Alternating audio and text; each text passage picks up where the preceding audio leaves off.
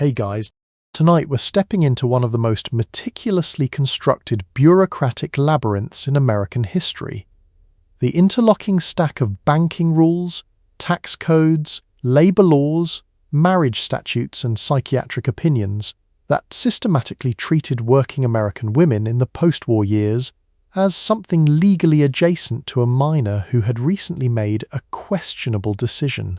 Not with violence, not with a single dramatic policy, with co-signature requirements, job title reclassifications, and a senator who stood on the floor of the United States Congress and announced that the tax code should not, quote, provide incentives for women to abandon their families. If you enjoy this kind of midnight tour through a bureaucracy that had really committed to the bit, take a moment to like the video and subscribe, but only if you actually enjoy what I do here. Genuine credit to whoever DM'd this topic in last month. I'd give you a co-signer's name on the suggestion, but the suggestion was filed under your account, and the account is somewhere in my inbox, which has opinions about authority. Drop a comment telling me where you're listening from, and what time it is for you. It's always somehow 2 in the morning somewhere, and statistically at least, several of you are listening from a state where, until recently, you would have needed a co-signer to do so. Dim the lights, turn on a fan, get comfortable, and pull the blanket up, maybe tuck the edges in firmly, the way you would if you were securing an asset you legally controlled. Have you ever wondered what it actually felt like to walk into a bank with a steady paycheck, a solid savings account, and a decade of employment history, and be told the form requires a second signature? How did 40 states simultaneously decide that lifting more than 25 pounds was a female emergency? What exactly does a woman need her husband's permission in writing to do in Texas in 1967, and what did that form even look like? Did Ruth Bader Ginsburg, first in her class at Columbia Law, top her graduating year, actually walk into a law firm and get turned away? Or is that the kind of thing that sounds too on the nose to have really happened that literally? The white gloves, were they symbolic, or were they glove checks? Could your entire credit history simply cease to exist on a Tuesday because you got married on a Saturday? And who, specifically, decided that wanting a checking account was a masculinity complex? Congratulations. You've just woken up in the United States of America 1955. It's a Tuesday. The newspaper is on the table, folded open to the Help Wanted section, and the columns are sorted the way they've always been sorted. Good luck. You sit at your kitchen table on a Tuesday morning in 1955 with the Sunday Times spread open in front of you, even though it's Tuesday, because the Tuesday paper is already covered in egg. The paper is folded to the back. You aren't reading the news. You're reading the Help Wanted section. The Help Wanted section has 2 columns. One says male, the other says female. You're 43 years old, and you've read these 2 columns every Tuesday for 11 years. You only ever read one of them. Let's talk about what's in your column. There's a secretary position on 42nd Street, paying $52 a week. There's a switchboard operator role in Midtown, must type 60 words per minute, and, the listing notes, have a pleasant telephone manner, which is the kind of phrase a personnel manager writes when the actual list would alarm legal. There's a nurse's aide position at a hospital in Brooklyn. There's a bookkeeper job that specifies, in plain newsprint, no Negroes. Your column is 12 inches long. The male column is 26. The male column has structural engineers. It has account managers, branch directors, and a listing for a junior sales executive at a firm whose name you recognize because it's the same firm that rejected your application in 1951, 1952, and again in early 1954. That listing doesn't say you can't apply. It doesn't have to. The column does that work quietly, the way a very heavy door does that work, not locked, technically, just not built for you. This is where Adele Norris comes in. Adele is your neighbor. She has an accounting degree from the University of Michigan, class of 1943, and she sits at the same table in her own kitchen 2 blocks over, with the same folded paper and the same cold coffee. Adele is neat, level, and quietly thorough. She taps the bookkeeper listing with one finger, the way a doctor taps a knee to check for reflexes. Nothing moves. She applies anyway. She does this every few weeks. She keeps a rubber band around the rejection letters because the stack has gotten thick enough to require one. The Times won't drop the 2-column format until 1968. That's not a typo. 13 more years of this Tuesday morning routine, this paper and egg arithmetic. By the time the columns merge, you're 56. The help you wanted in 1955 is mostly behind you now in the rear view. Of course, the listings themselves aren't the only architecture here. The female column is also just shorter because the jobs in it pay less, which means the papers run fewer of them, which means there are fewer of them to run. The average woman working full-time in 1955 earns 64 cents for every dollar the man at the next desk earns, doing work the Bureau of Labor Statistics would describe as comparable. The textile mills have a system for this. You sit at a loom. The man at the loom next to yours sits at the same loom, identical make, identical model, identical output. His job title is Weaver, grade 2. Your job title is something else. The something else pays less. Chase less. The paperwork is entirely in order. Everyone involved can produce the paperwork. Margaret Cho, not that one, the other one, a floor supervisor at a mill in North Carolina, once asked her manager to explain the distinction between the two job titles. He said it was a classification issue. She asked what was being classified. He said the positions. She did not ask a third question. The classification had opinions, and the classification had been there longer than she had. You walk into First National Bank on a Monday morning in 1956, holding a check for $140 made out to you for freelance editing work. You want to deposit it into a checking account in your own name. You've never had a checking account in your own name. The bank teller is a man named Mr. Thatcher. Mr. Thatcher knows you. Mr. Thatcher knows you. He has known you since you were 12. He's about to tell you, in a moment, that he can't help you. Mr. Thatcher can cash the check. He can open an account for your husband. He can open an account for a business registered to your husband. What he cannot do, what the bank's underwriting policy structurally prevents him from doing, is treat you as a credit-worthy individual while you are a married woman. Your income is real. Your check is real.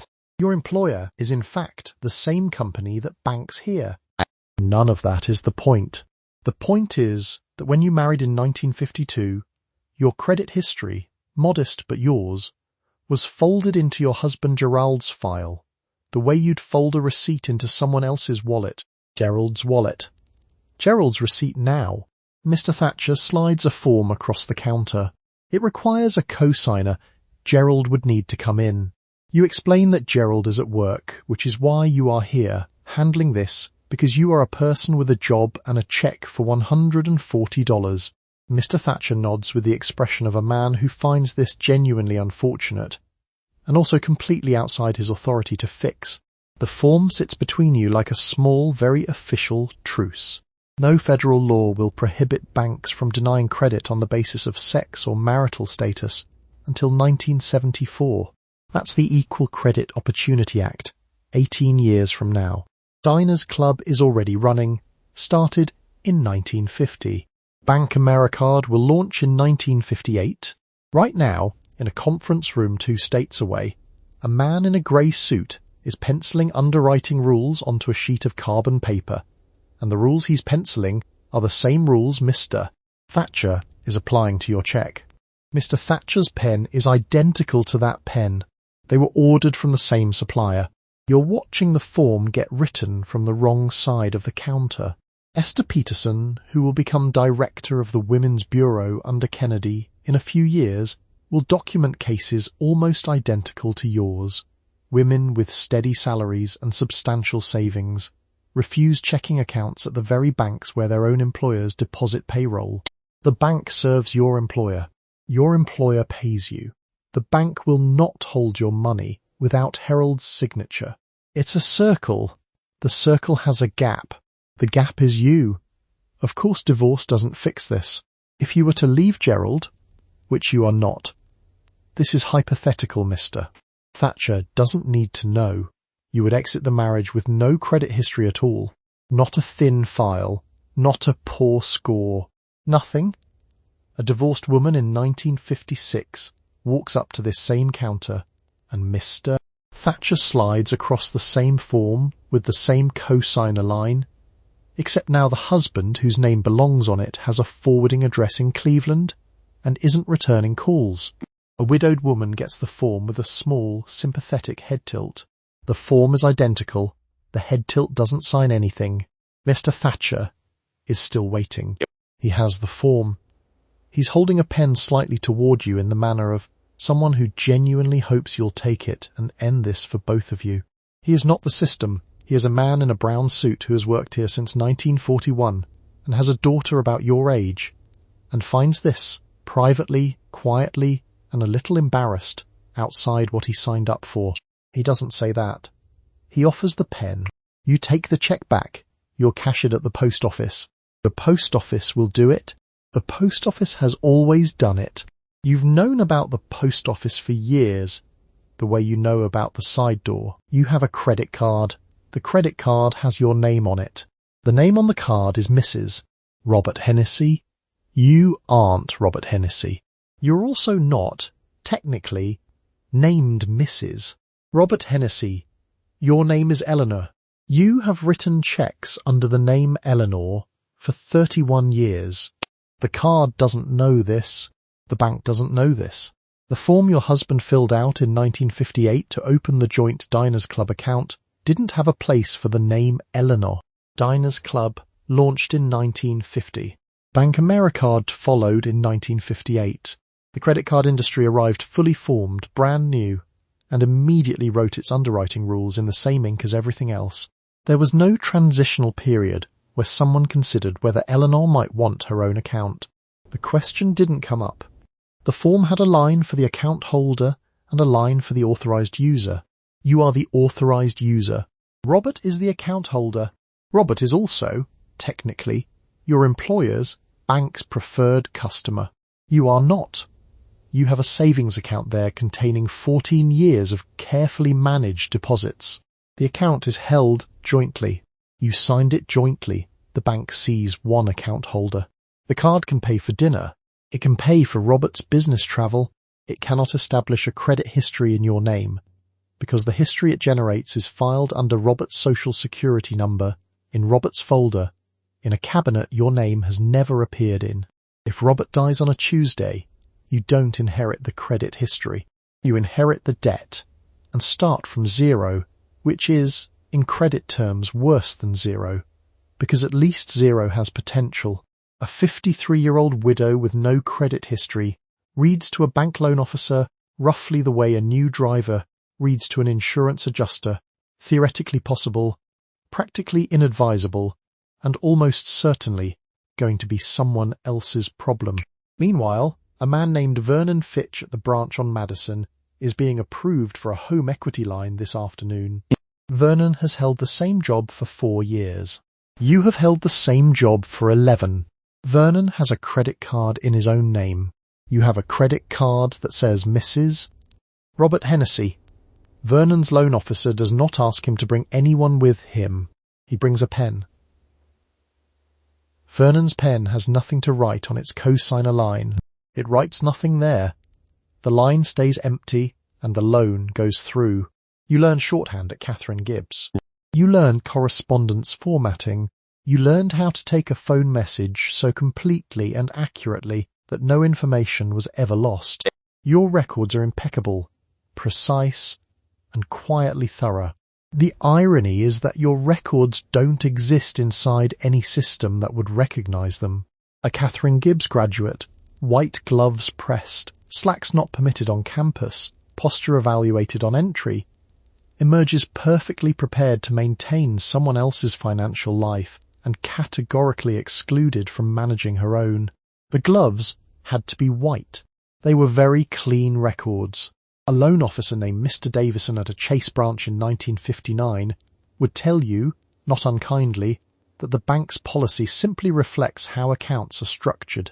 He isn't being cruel. he is being accurate. The policy is the structure. He adjusts his tie when he says this, which is a small gesture that accomplishes nothing but which he performs every time he delivers news that isn't his fault. You thank him. You return to your job, the job where your employer banks here. By 1963, Esther Peterson at the Women's Bureau has collected enough of these cases to fill a report. Women with steady incomes, women with savings. Women refused checking accounts at institutions where their own paychecks were deposited. The report is thorough, documented, and correct. The Equal Credit Opportunity Act, which would make any of this federally illegal, is 11 years away. The form still doesn't have a line for Eleanor. You stand in the lobby of a brownstone on West 86th Street in March 1957, with 3 weeks of pay folded inside your purse. The building manager has a clipboard. The clipboard has a form. The form has a line for tenant and a line for cosigner. You have a name to write on the tenant line. You don't have a name to write on the cosigner line. The manager already knows this. He's reaching for a pen to fill the second line in himself. The pen hovers. He asks if you're married. You say no. He asks if you have a husband who could come by later this week. You say that's not really how no works. He writes something on the clipboard anyway. The clipboard doesn't judge you. The form does. The cosigner line wants a man, not a father necessarily, not a brother technically, but someone whose name the bank will recognize as a load-bearing name.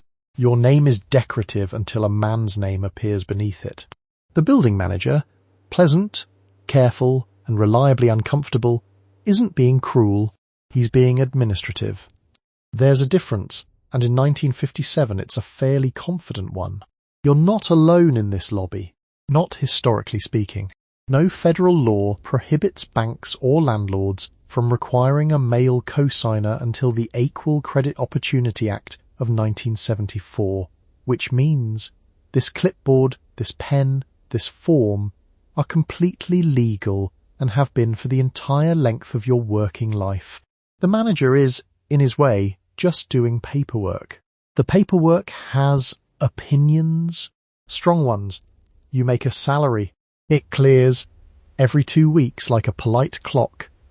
A check arrives and you deposit it. The bank processes the deposit with no philosophical objections. The money is real. The bank believes in the money. Cowards. The money is real. The bank believes in the money. And the bank does not, however, believe in you as a person who should be extended credit based on that money. These are, apparently, 2 different conversations, and you've only been invited to one of them. A Calfa, in a different kind of story, would hand you a key.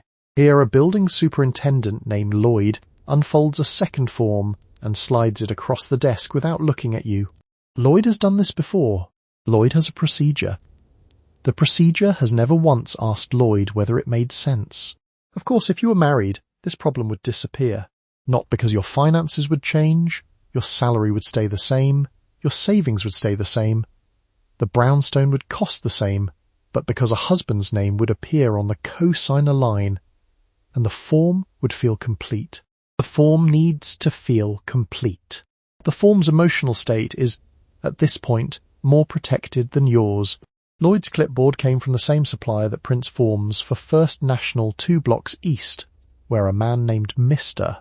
Hollis is, at this exact moment, sliding a tenancy form across a desk to a couple named the Bergmans and asking only Mr. Bergman his occupation. Mrs. Sridey. Bergman's salary is not entered. Mrs. Bergman's salary is, in fact, larger. The form has a line for husband, and the form gets what it asked for. Mr. Hollis files it without rereading. If you'd been married last year and divorced this year, it would be worse.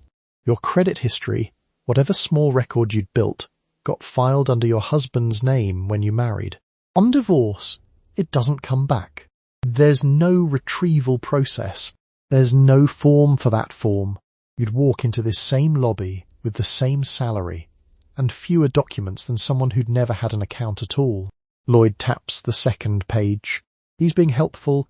He knows someone who might co-sign, a brother-in-law of a previous tenant. Very reliable, comes in about once a month. Lloyd offers this the way someone offers a bandage for a structural problem. You take the form. You put it in your purse next to the 3 weeks of pay. Outside, the brownstone looks exactly the same as it did when you thought you were going to live in it. You walk onto the Pontiac lot on Western Avenue in Chicago in 1959. In the fall, in your best wool coat, because you read in McCall's that a wool coat helps. You have $940 saved. You want a Catalina. The salesman is named Don. Don calls you Mame. Don asks if your husband is parking. You explain that you aren't married. Don adjusts his tie and says he understands, and asks with great gentleness if your father is parking instead. Don isn't being cruel. Don is being procedural. A woman purchasing a car without a male co-signer in 1959 is not a transaction Don has a folder for. He has folders, neat, alphabetized and reliably exhaustive. None of them are labelled for this. He excuses himself to speak with a man at the back of the lot wearing a cardigan. They confer. The cardigan man glances at you once, briefly, the way a pharmacist glances at a prescription he doesn't quite believe. Don doesn't need the $940 yet. The money is sitting in an envelope in your coat pocket, and Don hasn't asked about it. What Don needs is a name, specifically a male name attached to yours by either a marriage certificate or a blood relation, because a woman's own wages in 1959 are not considered a reliable indicator of a woman's ability to pay for things. The money is present. The creditworthiness is somewhere else, apparently. You aren't financing. You're paying in cash, most of it, today. Don seems briefly encouraged by this, and then encounters a form.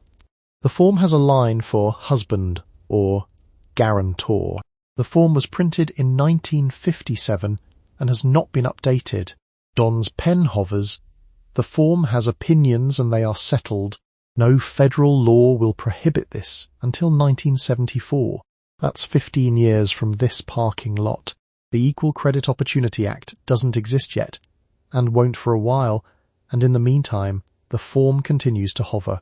When you marry, if you marry, whatever credit history you've carefully assembled over the previous years will be folded into your husband's account like a note tucked into a filing cabinet he controls. Not transferred. Folded. Your record becomes a footnote in his record. The Catalina continues to sit in the lot, gleaming, unaware of any of this. Meanwhile, the cardigan man has returned to his own office. Don comes back smiling in the way that means he has a solution. The solution involves your brother? You don't have a brother. Don takes a moment with this information. He suggests an uncle. He is genuinely trying to help, which is in some ways the most exhausting part. Esther Peterson, who runs the Women's Bureau under Kennedy a couple of years from now, will document cases of women with steady incomes and substantial savings being refused checking accounts at the very banks that process the paychecks from their employers. The bank cashes the check. The bank will not extend the credit. These two facts coexist without the bank finding them contradictory, which tells you something about what the bank thinks the check actually represents, not your earnings. A transaction passing through, on its way, to someone else's ledger. You end up buying the Catalina. You pay $860 in cash, and Don finds a creative interpretation of the guarantor line that involves your landlord, a man named Kowalski who owns your building and once fixed your radiator and is now, technically, the reason you own a car. He doesn't know this yet. You'll have to explain it to him on Tuesday. The Catalina is green. It fits 2 people comfortably and 4 people with optimism. It starts on the first try, every morning, without asking who co-signed for it. You name it nothing. Naming it would be getting attached, and you've learned to be careful about that. You catch the 7:14 bus on Lexington Avenue every weekday morning at 24 minutes past 7, because the bus is always 10 minutes late and the school clock is 6 minutes fast, and these 2 errors don't cancel out. You wear a wool skirt that ends below the knee, You wear stockings without runs. You wear white gloves. The white gloves are non-negotiable. The school will inspect them at 8:45, and a smudge counts. Catherine Gibbs Secretarial School has campuses in Boston, Providence, New York, and Chicago, and the dress code is consistent across all four, which is the kind of institutional coherence usually reserved for the military. No slacks, no bare legs, no gloves with any visible history of use. The gloves are white because white shows everything, and showing everything is the point. You are being trained to meet a standard that the men interviewing you will not have written down anywhere but will absolutely enforce. Let's talk about what you're learning. Shorthand, dictation, typing minimum 60 words per minute, ideally more. How to answer a phone with a voice that suggests you are delighted by the call and have been waiting specifically for it. How to schedule a meeting your boss will attend and take credit for. How to file in a system your boss will later describe as his. The curriculum is genuinely rigorous. This is not a minor credential. A Catherine Gibbs diploma in 1958 gets you hired faster than a bachelor's degree from most schools, at a job with a ceiling of about $11,000 annually, and a title that will remain forever: administrative assistant. A woman named Patricia sits 2 rows ahead of you and types 83 words per minute without looking at the keys. She also has a degree in economics from Barnard. The degree is not on her resume. Her placement counselor told her to leave it off because it might make her seem overqualified for the positions available to her, and the positions available to her are the positions available to her. Patricia types. The keys don't comment. Miss Whitcomb walks down the row at 8:46 and turns Patricia's left hand over.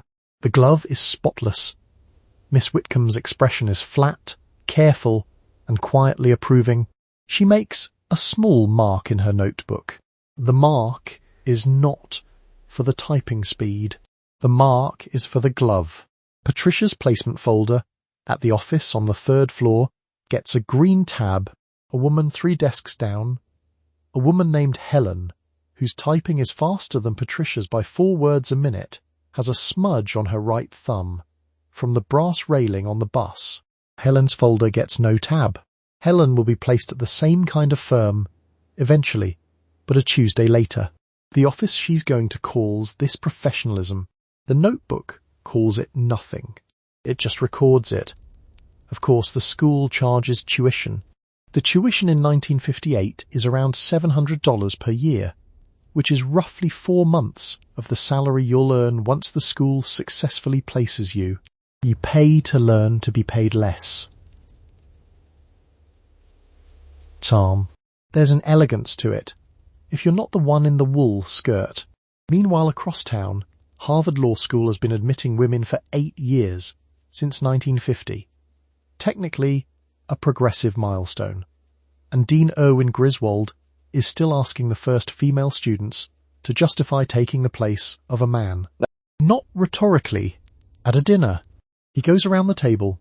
Ruth Bader Ginsburg will graduate first in her class from Columbia Law in 1959 after Harvard declines to let her finish her degree there when her husband takes a job in New York, and not one firm in New York will hire her.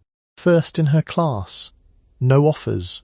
The Catherine Gibbs girl getting off the 7:14 bus could have told her something about how this particular door handles. By the time you get to your desk at whatever firm hires you, you will have spent roughly 900 hours in instruction, several dozen pairs of white gloves, and a not inconsiderable amount of dignity practicing how to take a message in a way that doesn't suggest you have opinions about its contents. You don't have opinions about its contents. You have shorthand. You have 60 words per minute. You have a placement rate the school is very proud of. A smudge counts. It counted this morning. The inspector checked your left hand first. You stand in line in the 2nd floor hallway at 8:43 in the morning with 26 other students holding your hands palm down at hip level. The dean walks down the line. The dean's name is Miss Beale. Miss Beale carries a small notebook. Miss Beale doesn't write down what your typing speed is. Miss Beale writes down whether your gloves are clean. The school catalogue calls this Personal Standards Hour. Personal Standards Hour is 40 minutes long. Personal Standards Hour comes before any actual instruction in shorthand. The gloves have to be white, not off-white, not cream, not ivory, which is a colour that exists and is very close to white and is completely unacceptable. White. They have to be clean white at 8:43 in the morning, which means you've learned to put them on in the hallway, never in the cafeteria, never while carrying anything, and certainly not after handling the door handle on the second floor stairwell, which is brass and leaves an opinion on everything it touches. There are no slacks. The rule isn't that slacks are discouraged. The rule is that slacks don't exist here, not as a category, not as a possibility, not as a word that requires any further discussion. The skirt length is documented in the handbook on page 11. The handbook is brisk, deliberate, and quietly humourless on the subject. The handbook doesn't explain why. The handbook has been explaining why since 1911, and it's getting tired of the question. Miss Beale reaches the end of the line and makes a small notation in the notebook. 2 students will be spoken to individually after inspection. One glove has a smudge near the thumb. The smudge is roughly the size of a pencil eraser. It appeared sometime between breakfast and the second floor landing, which is a window of approximately 11 minutes. The smudge is treated with the gravity of a structural failing. The student with the smudge is named Charlotte. Charlotte's shorthand is flawless. Charlotte types 91 words per minute. Charlotte's glove has a smudge. The curriculum itself is genuinely rigorous. Shorthand, dictation, filing systems, double-entry bookkeeping, business correspondence with exact formatting standards for margins and salutations. You'll graduate knowing more about office infrastructure than most of the men you'll one day work for. That part is real. The gloves are also real. Both of these facts exist in the same 40-minute block, and neither one cancels out the other. Miss Beale takes Charlotte aside in the corridor outside room 204. Miss Beale doesn't raise her voice. Miss Beale points to the smudge near the thumb, asks Charlotte where she put her hand between the cafeteria and the stairwell, and writes a short line in the notebook. The line is 2 words. Long. Charlotte does not see what the 2 words are. In 1962, Charlotte's supervisor at the Midtown insurance firm will pause during her annual review to comment on her posture. He will use the word slouch. The review form has a section called Appearance, in the same typeface and the same line count as the section called Productivity. Catherine Gibbs placed its graduates with extraordinary precision. The school maintained relationships with specific firms in specific industries, and those firms knew exactly what a Gibbs girl looked like, which is to say they knew exactly what she looked like.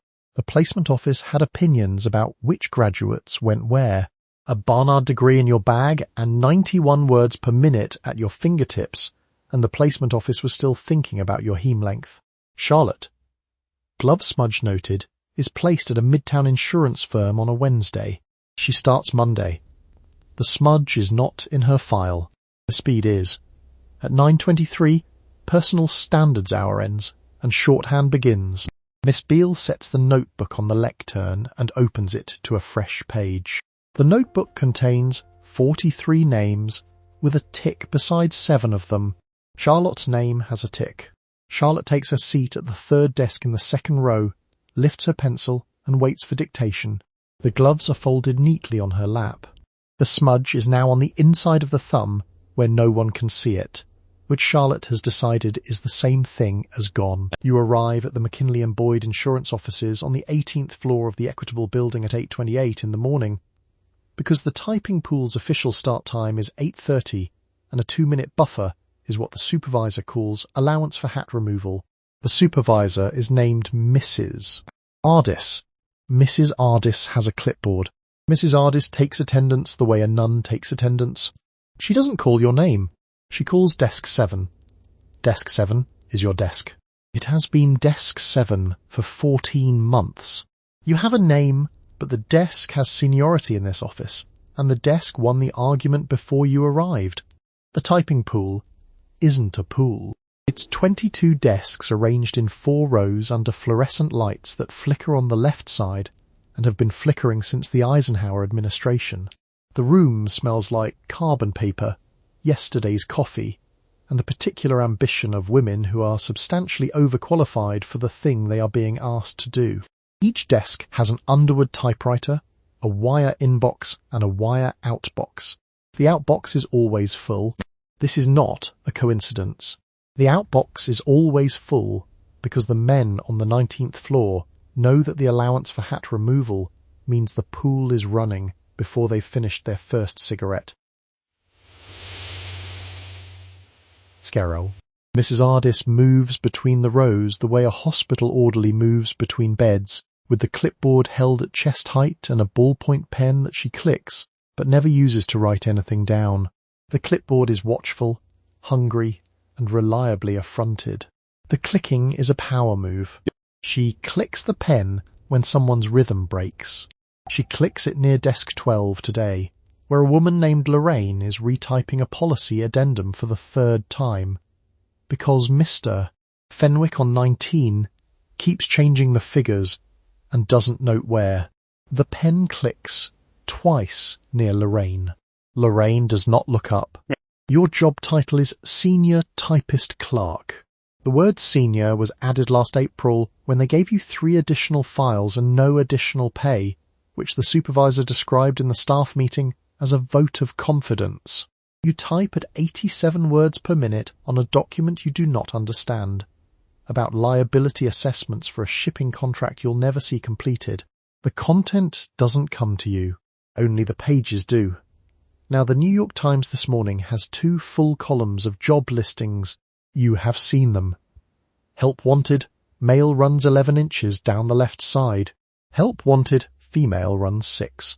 The female column contains 8 listings for typists, 4 for switchboard operators, 1 for a dental receptionist who must be cheerful, and a single entry for an assistant buyer at Massey's, which specifies no experience necessary, which everyone in the pool knows means no salary either.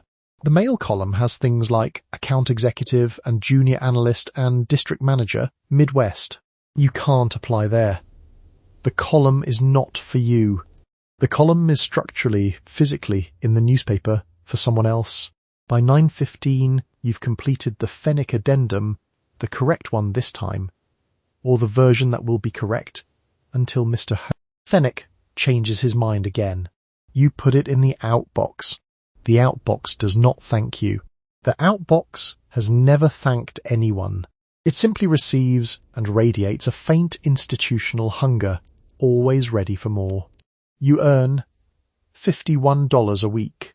The man on the 19th floor who signs the letters you typed earns, you have been told indirectly, roughly double. He has 2 years on you in the building. You have 14 months, a typing speed he couldn't touch, and a working knowledge of the entire liability filing system that Mrs. Ardis describes as institutional continuity, and the payroll office describes as nothing at all. The 1955 Women's Bureau report puts the average working woman's wage at 64 cents for every dollar earned by a man in a comparable position. You are not surprised by this. You are annoyed in the specific, practical way of someone watching a sum that should be larger come out smaller, again on a Thursday. Mrs. Ardis clicks her pen once, at no one in particular. It's 9:10. The Underwood accepts another page. The outbox waits. You're a secretary. The job description on file with personnel says secretary. The actual contents of your day, however, aren't on file with personnel. You make coffee at 9:02, and again at 11:15, and again at 2:40. You take Mr. Holloway's suit to the dry cleaner on Thursday. You buy his wife's birthday present in October.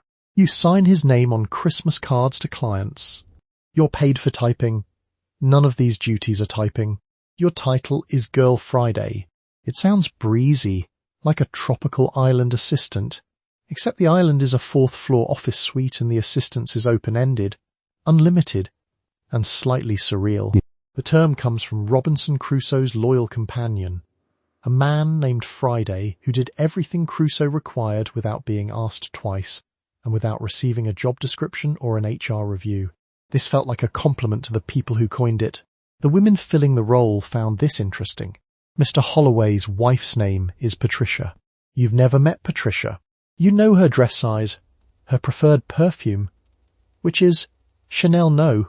5, though she's been hinting at our page since March, and that she's allergic to carnations, which is why the anniversary arrangement you ordered in June was mixed tulips and white lilies. Patricia sent a thank you note. It was addressed to Mr. Holloway. The Girl Friday role doesn't exist formally in the Bureau of Labour Statistics classification system. It gets logged under Office Clerical, General, which is useful for payroll and not particularly descriptive of your actual responsibilities. The want ads in the New York Times, the ones in the Help Wanted Female column which you've read, because that's the only column you're allowed, specify it differently. They say things like, typing required, pleasant manner essential, must be able to handle varied duties. Varied duties means anything from filing to fetching the dry cleaning, depending on which morning of the week. The coffee matters. Not because anyone says so, but because the coffee's lateness would be noticed and the coffee's presence never is. A Miss Dolores Fitch 2 floors up in accounts receivable keeps a small notepad inside her desk drawer where she has logged every time she has fetched a cup of coffee she did not drink. She is at 67. She started the notepad in January. It is April. You are earning, by the Women's Bureau's own calculation, somewhere around 64 cents for every dollar the man at the adjacent desk earns for work the Bureau considers comparable. What the Burrell's comparison does not account for is that your work isn't comparable. It's his work plus Patricia's anniversary lilies, plus the dry cleaning, plus the Christmas cards, plus the phone management, which involves remembering which calls Mr. Holloway takes and which calls Mr. Holloway is, at the moment, not available for. This last skill has no official name. You're good at it. A woman named Beverly Marsh, 2 rows behind you, handles her supervisor's expense reports, schedules his dental appointments, and once talked a client off a ledge, metaphorically, but only barely, while her supervisor was at lunch. Beverly's personnel file says Clerk Typist II. The Duffenord is because she passed a speed test. The rest of it isn't in the file because there's no line on the form where you put it. Secretarial schools understood this economy well. Catherine Gibbs trained its graduates to arrive exactly as expected. White gloves to class. No slacks on campus. Deportment standards precise enough to satisfy the most particular office, which is basically a finishing school for roles that required you to be invisible and indispensable simultaneously. The gloves had to be white. The slacks had to not exist. What you're actually providing is the running of Mr. Rosenball. Holloway's professional life, his schedule, his correspondence, his wife's flowers, his suit at the cleaner, his Christmas list, his phone, his memory. In the language of 1957, you're providing a pleasant manner and varied duties, and Mr. Holloway is providing leadership, which is why his salary is somewhere north of yours, by a margin that would require a longer conversation than either of you is going to have. You pour the 240 coffee. He's on the phone. The call is probably important. You already knew that. You feel a hand on your lower back at the office Christmas party in December 1956, and the hand belongs to your supervisor's supervisor, a man named Mr. Whitfield. The hand is there for approximately 7 seconds. The hand moves. You move. The hand returns. There's no word for what's happening. The word won't exist for 19 more years. You'll go home tonight and tell no one, because there's no available vocabulary for what happened, only for what you might be accused of. There's no HR department to walk into, not the kind that handles this. There's no form. There's no policy that names the thing the policy would cover. What there is, your supervisor's supervisor, a good parking spot, and the standing assumption that you were flattered. The personnel manual, which Dolores Fitch keeps in a locked drawer on the 2nd floor, covers tardiness and dress code violations. The dress code section is longer than any other section. The dress code section is detailed, exhaustive, and quietly thorough. Mr. Whitfield doesn't think much about it afterward. He sends you a memo on the 27th about Q1 projections. The memo is professionally worded. It is not an apology. It is not aware that it is not an apology. There's the question of what you do. The answer is almost nothing, because almost nothing is available. You could tell your direct supervisor, who is Mr. Whitfield's direct report and who plays golf with Mr. Whitfield on alternate Saturdays in Westchester. You could resign, which would explain itself on your next application as a gap you'll be asked to account for in your own words. You could stay, which is what nearly everyone does, which is why nearly everyone knows to stay. The choice isn't really a choice. It's a menu where every item is the same item. The word harassment in 1956 applies to debt collectors and hostile neighbours. It has a legal definition. You are not a debt collector's invoice. There's no civil remedy. There's no criminal statute. There is a concept, held in the minds of most personnel directors in Midtown Manhattan, that a woman who complains about a man of Mr. Whitfield's seniority is difficult. Difficult is the word. One word, applied liberally, covering about 40 distinct behaviours and producing one uniform consequence. A woman named Carol Arden, who works 3 floors up in actuarial at a firm her brother also works at, has a system. She angles herself toward the nearest married colleague. Whenever Mr. Hennessy from regional accounts walks into the break room, she times this move with the smoothness of someone who has been practicing it since 1952. She never names what she's doing. She doesn't need to. Every woman in the office has a version of the system. The systems are passed along without instructions, the way a recipe gets passed without a card, just demonstrated until it's known. None of this is in the personnel file. The personnel file contains your typing speed, your attendance record, and a handwritten note from your first supervisor calling you a real asset to the team. Personable. Personable is the supervisor's word for a woman who didn't make a fuss. The file does not contain Mr. Whitfield's name in connection with yours. The file never will. The file is a very tidy document about a life that is somewhat less tidy. The 1956 Christmas party is a Thursday. You're back at your desk on Friday morning. Mr. Whitfield passes your desk at 9:45. He says morning without looking up from the papers he's carrying. The papers are about Q1. You say good morning, Mr. Whitfield. The papers continue past. See, this is not tension. This is Tuesday. This is every Tuesday, dressed up as Friday, dressed up as the day after a hand on your lower back at a Christmas party that no one is going to mention again. There's no name for it in 1956. In 1975, a researcher named Lynn Farley and a group of women at Cornell will give the thing a name for a survey they're building to document what most women already know is pervasive and unnamed. For now, the thing has no name. You have to manage it without one. The survey takes 2 years to design. The hand takes 7 seconds. Scythe.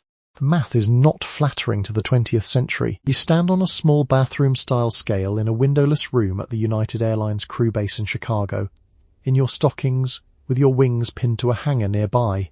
The scale is calibrated weekly. The scale belongs to a woman named Miss Driscoll. Miss Driscoll has a clipboard because in 1956, every supervisor of women has a clipboard.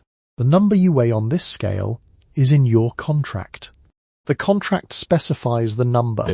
The contract specifies what happens if you go 2 pounds above it for 60 days. The contract also specifies other things. You must be single. You must be between 21 and 26 when hired. You must maintain a particular height-to-weight ratio that the contract calls a standard, the way a building code calls a gap in a fire door a standard. If you marry, you're dismissed. If you become pregnant, you're dismissed. If you're 2 pounds over your contracted weight for 60 continuous days, Miss Driscoll places a tick on the clipboard and 60 days after the first tick, you're dismissed. The scale is calibrated weekly. So is the clipboard. Miss Driscoll doesn't write the policy. Miss Driscoll enforces the policy. There's a difference, and Miss Driscoll is aware of it, and she holds the clipboard at a slightly lower angle than strictly necessary whenever she reads the number aloud, which is the closest thing to solidarity the room allows. Miss Driscoll's clipboard does not say surveillance. The clipboard says maintaining the standard of service across the top of every page in neat, level, and quietly thorough lettering.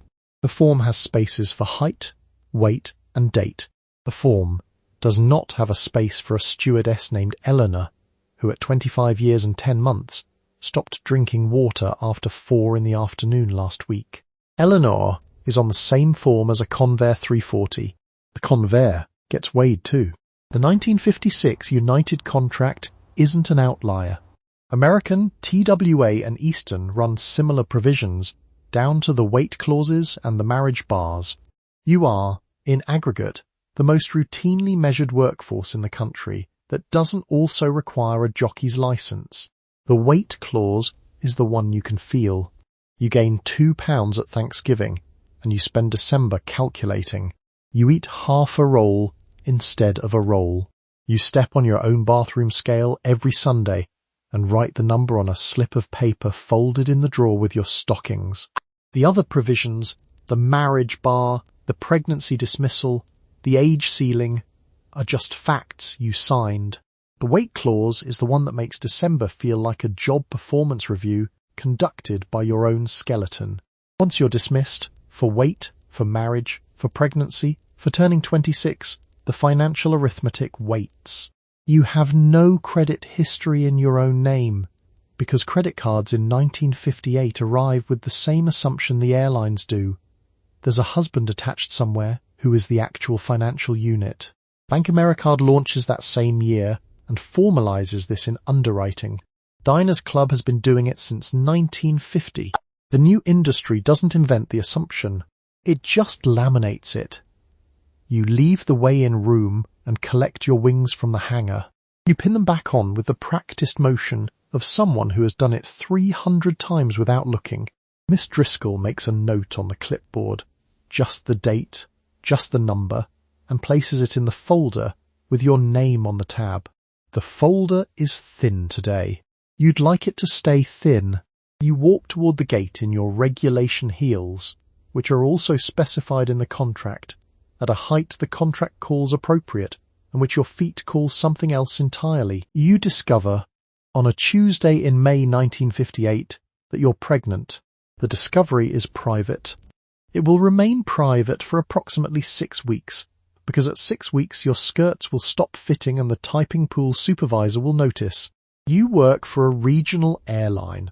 The contract you signed in 1955 has a clause. The clause is on page 4, paragraph 9, subsection B. The subsection has a single sentence. The sentence is the one you've been trying not to read for 3 months. The sentence is not complicated. You are dismissed, not reprimanded, not reassigned to ground duty, not given a leave option. Dismissed. The Federal Civil Service uses softer language, required to resign or take unpaid leave, but the outcome is the same. You clear your locker, you hand back the uniform. The uniform fits differently than it did in 1955, but that's a separate clause. There is no federal law against this. There won't be until 1978, which is 20 years from now, which is information you don't have and wouldn't find comforting anyway. What you have right now is a Tuesday, a clause, and a supervisor who is already doing the math on your replacement. The Pregnancy Discrimination Act is not yet a concept. It is not even a rumour. It is a thing that will occur to someone else later, after enough women have been dismissed on enough Tuesdays. The paperwork isn't much. A woman named Carol at the HR office slides a form across the desk without making eye contact. Carol is brisk, careful, and entirely uncurious. The form has 3 lines. You sign 2 of them. The 3rd line is for a forwarding address, in case there are final wages. Carol tucks the form into a manila folder. The manila folder goes into a drawer. The drawer closes with the quiet conviction of a system that has done this before. The dismissal itself isn't remarkable to anyone in the building. Beth Israel Hospital in New York required nurses to resign upon marriage until 1956, not pregnancy, marriage, which is the earlier event in the sequence, and the school board of Fort Wayne, Indiana, dismissed 23 married female teachers in a single vote in 1952, the way you might clear a whiteboard. The mechanism is the same everywhere. A written policy, a clause, a carol, a drawer. The scale varies, the drawer does not. What you don't have, leaving the building, is a plan. Your wages, the ones you've been earning since 1955, exist in a joint account that is technically your husband's account, with your name attached as a courtesy. Your credit history was folded into his when you married, the way you'd fold a letter into an envelope. Except the letter doesn't come back out. The savings are real. The access is a conversation you need to have with someone who doesn't have to have it. A woman named Dot in your building tried to open a checking account in 1957 with 3 years of paycheck stubs and a letter from her employer. The bank declined. The reason given was that her husband would need to co-sign. Her husband worked at the same bank. He co-signed on a Thursday. The account opened on a Friday. Dot found this funny for approximately 1 day before it stopped being funny. She still thinks about it. You walk to the bus stop.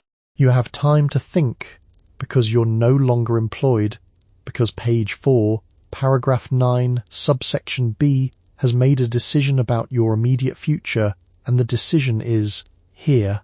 The sentence was short.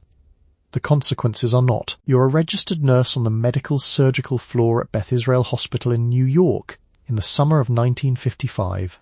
You've worked at Beth Israel for 6 years. And bow, Toston. You're getting married in 11 days. The wedding is small. The dress is being altered. The hospital, however, has a written policy. The policy is older than your wedding dress. The policy is older than your fiancé. The policy says that after the wedding, you're no longer a nurse. Not fired, exactly. The policy doesn't use that word. The word the policy uses is resigned. You will have resigned. The paperwork will reflect this. The paperwork has a special form for it. A short form, actually, which is worse somehow, because a short form implies this happens often enough that nobody needed more lines. The losses are quiet, neat, and itemized. 6 years of seniority.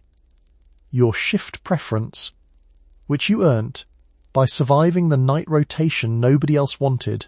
Your pension contributions, which don't vest until year 8, because the pension plan was written by people who assumed you'd leave at year 3.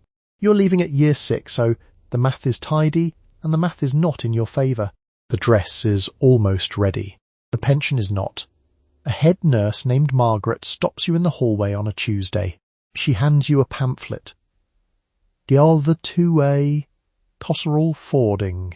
The pamphlet is from the hospital administration and is titled something like Transition Guidelines for Departing Female Staff, which is the administrative equivalent of a participation trophy. Margaret holds it with 2 fingers, lightly, the way you'd hand someone a bill they're not going to enjoy. She doesn't say anything. You both know what it says. The American Nurses Association, for its part, documented in 1952 that the average annual salary for a staff nurse was about $2,100. A male hospital administrator with comparable years of service made around $4,800. You knew this. You've always known this. The number sits in the room with you the way a persistent draft does. Always present. Never quite the thing you decide to address today. You are good at your job. The job has a dollar figure attached to it. The dollar figure has always been someone else's decision. Beth Israel isn't an outlier. It's a policy. A 1951 NEA survey found that about 41% of school districts still maintained formal marriage bars for teachers. Fort Wayne, Indiana, dismissed 23 married female teachers in a single 1952 vote. 1 meeting, 1 motion, and a third-grade teacher named Mrs. Beeman packing up her room on a Friday afternoon while her students were still at recess. The school board did not take questions. The school board had a train to catch, presumably. A stewardess named Joan, working United Airlines out of Chicago in 1956, weighs in on a scale next to her supervisor's desk every Monday morning. The contract allows dismissal if she's more than 2 pounds over her contracted weight for 60 consecutive days. 2 pounds. Written into the contract. The contract also requires Joan to be single. Marriage is a termination event, same as Beth Israel, just with a weight clause attached, and slightly better uniforms. The scale gets calibrated weekly. Joan does not. Back on the medical surgical floor, you have 9 days left. You'll spend them doing the same work you've always done. Drawing blood, managing drips, explaining to frightened people what is happening to their bodies in language that doesn't frighten them further. You're good at this. You've been good at this for 6 years. On the 10th day, you'll turn in your badge. The badge has your name on it. After the 10th day, you'll have the name and not the badge. The hospital will retain the badge.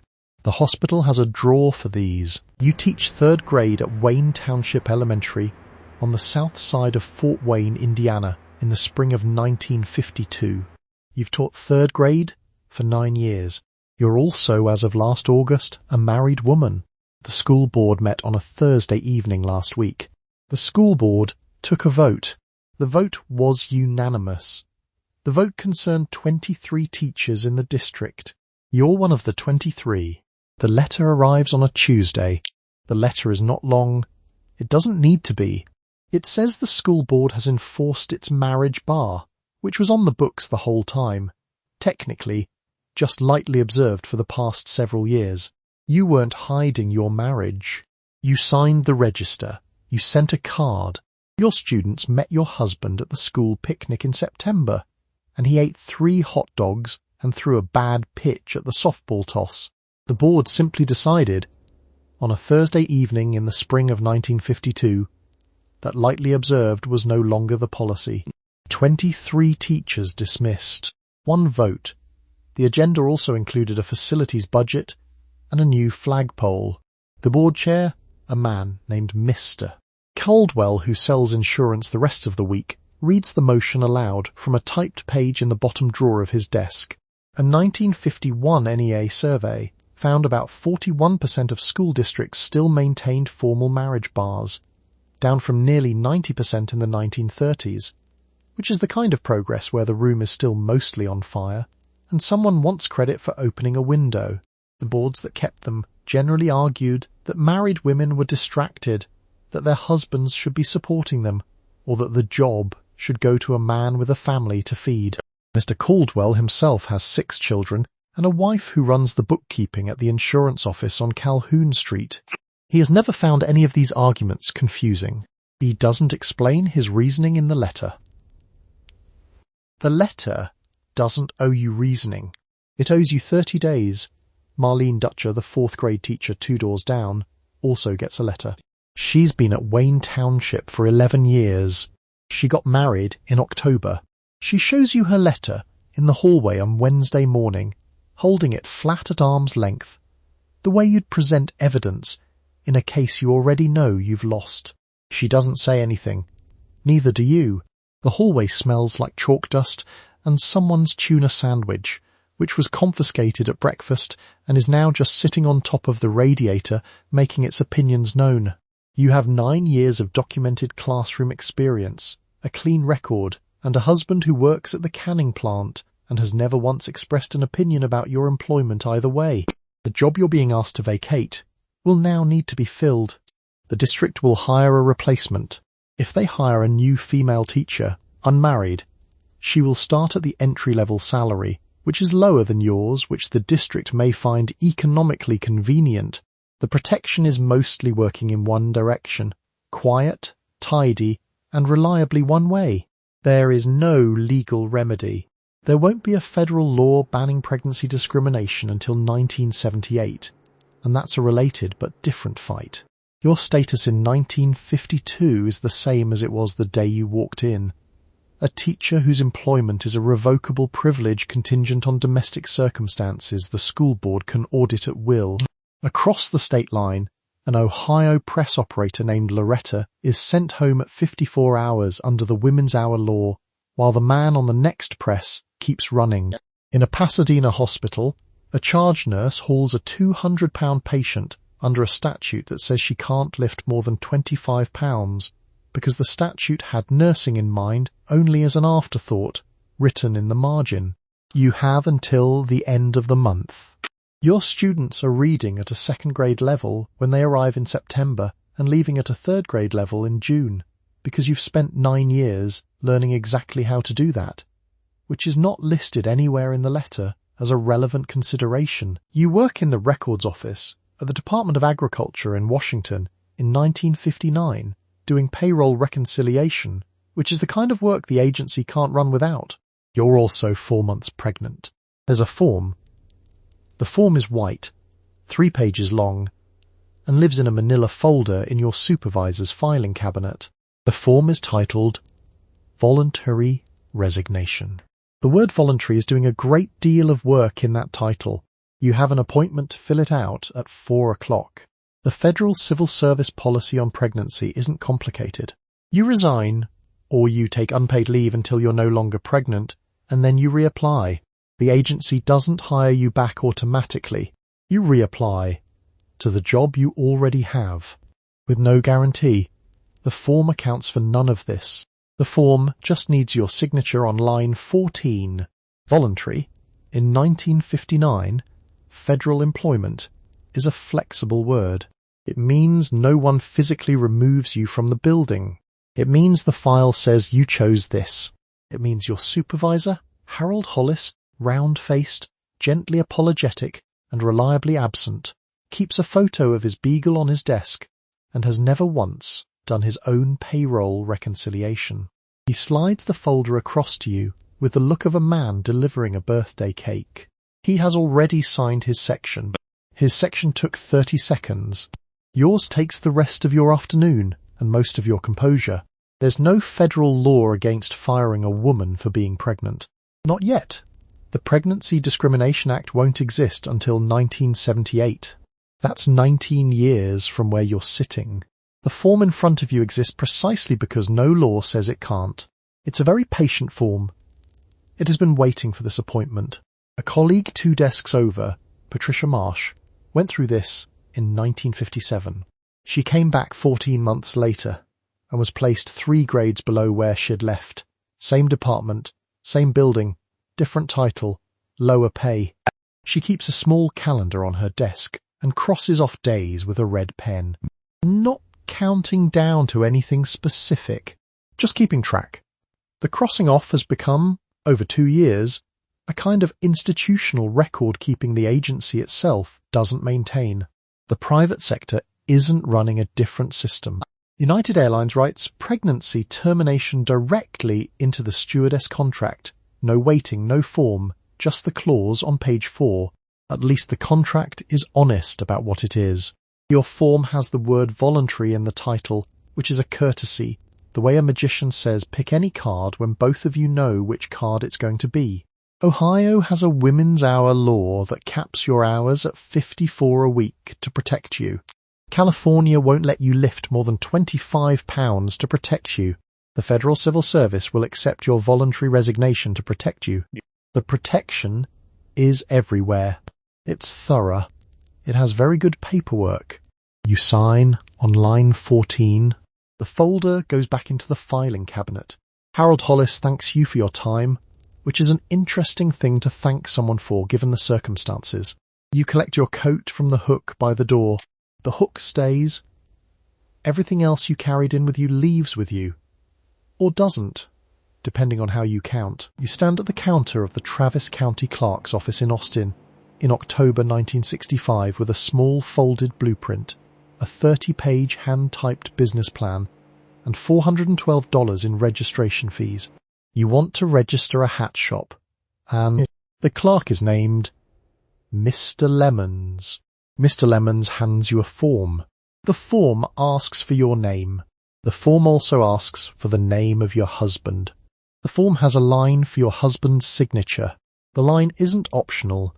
Texas in 1967, and for practical purposes in 1965 as well, requires a married woman to obtain her husband's written permission to start a business. Not a loan, not a liquor license. A business. The registration itself. You could have $400, a floor plan, and a supplier relationship with a milliner in Houston, and the form still has that line. Mr. Lemons isn't being difficult. Mr. Lemons is neat, polite, and reliably literal. He is doing his job, which is handing you the correct form, and the correct form has the line. You fold the blueprint back up. The blueprint doesn't take this personally. It's been folded and unfolded several times already, and it has a philosophy about setbacks that is mostly structural.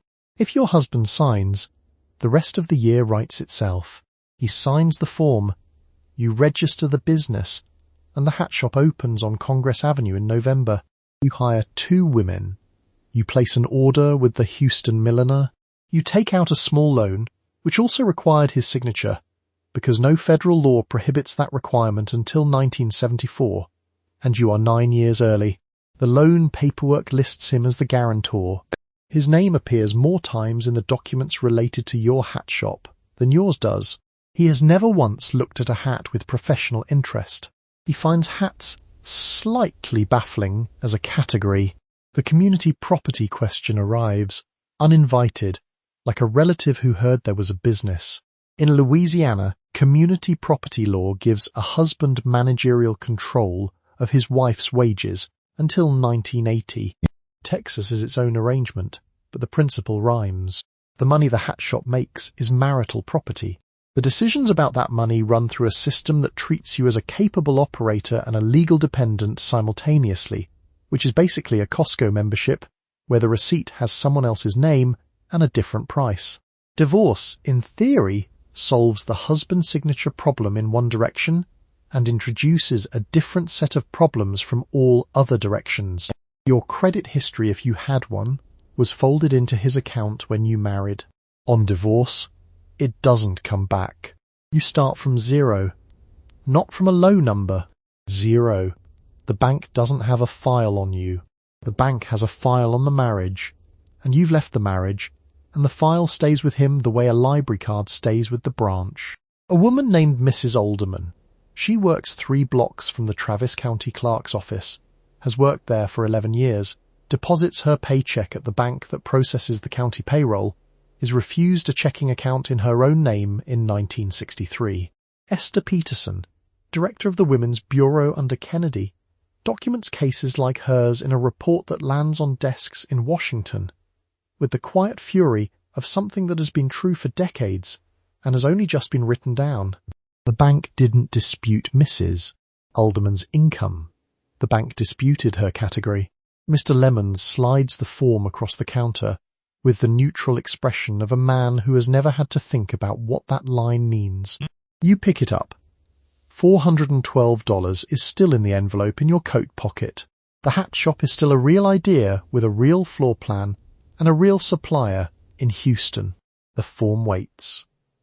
It has all the patience of something that has never once been told no, and a missive would have something that has never once been told no. You work as a shipping clerk at the Port of New Orleans in 1961. Your paycheck is issued every other Friday for the amount of $148.16. The check is made out in your name. The check is endorsed by you. The check is then deposited by you into the household account at Whitney National. The household account is at the Whitney because Louisiana, where you live, has community property law. The community property law has opinions about who manages community property. The opinions are not in your favor. Under Louisiana Civil Code, community property, which includes your wages, your savings, and anything you purchased with either, is subject to your husband's managerial authority. He doesn't have to steal anything. There's nothing to steal. The law simply places the administrative function in his hands, the way you'd hand someone the car keys, because you've decided they're the driver. You are not the driver. You never asked to be a passenger. The form had no field for that preference. Managerial authority on a Tuesday afternoon looks like this. Gerald, your husband, who drives a delivery route for a linen service company, can authorize expenditures from the household account without consulting you. You cannot sell the refrigerator you bought with 4 months of your own paychecks without his written agreement. If you walk into a branch of Whitney National and ask to open a savings account in your own name, the branch manager, a pleasant man named Mr. Fontenot, will explain that this isn't quite how it works. With the mild patience of someone correcting a spelling error, the refrigerator waits. Mr. Fontenot straightens his blotter, neat, square, and exactly parallel to the desk edge. Your wages are yours, in the sense that your name is on the check. They are not yours in the sense that anything practical depends on that distinction. The paycheck arrives. The paycheck gets deposited. The deposit goes somewhere Gerald can reach. This arrangement holds through your second child, your mother's illness, the year you took on extra shifts at the docks, and all the small emergencies that arrive without warning and do not care what the civil code says. A leaking roof doesn't care. A broken alternator doesn't care. The civil code remains consistent throughout, with the steady indifference of a filing cabinet left in a hallway that everyone has learned to walk around. Mr. Fontenot, for his part, has filed 8 other states' community property variants in the back of his head the way other people file phone numbers.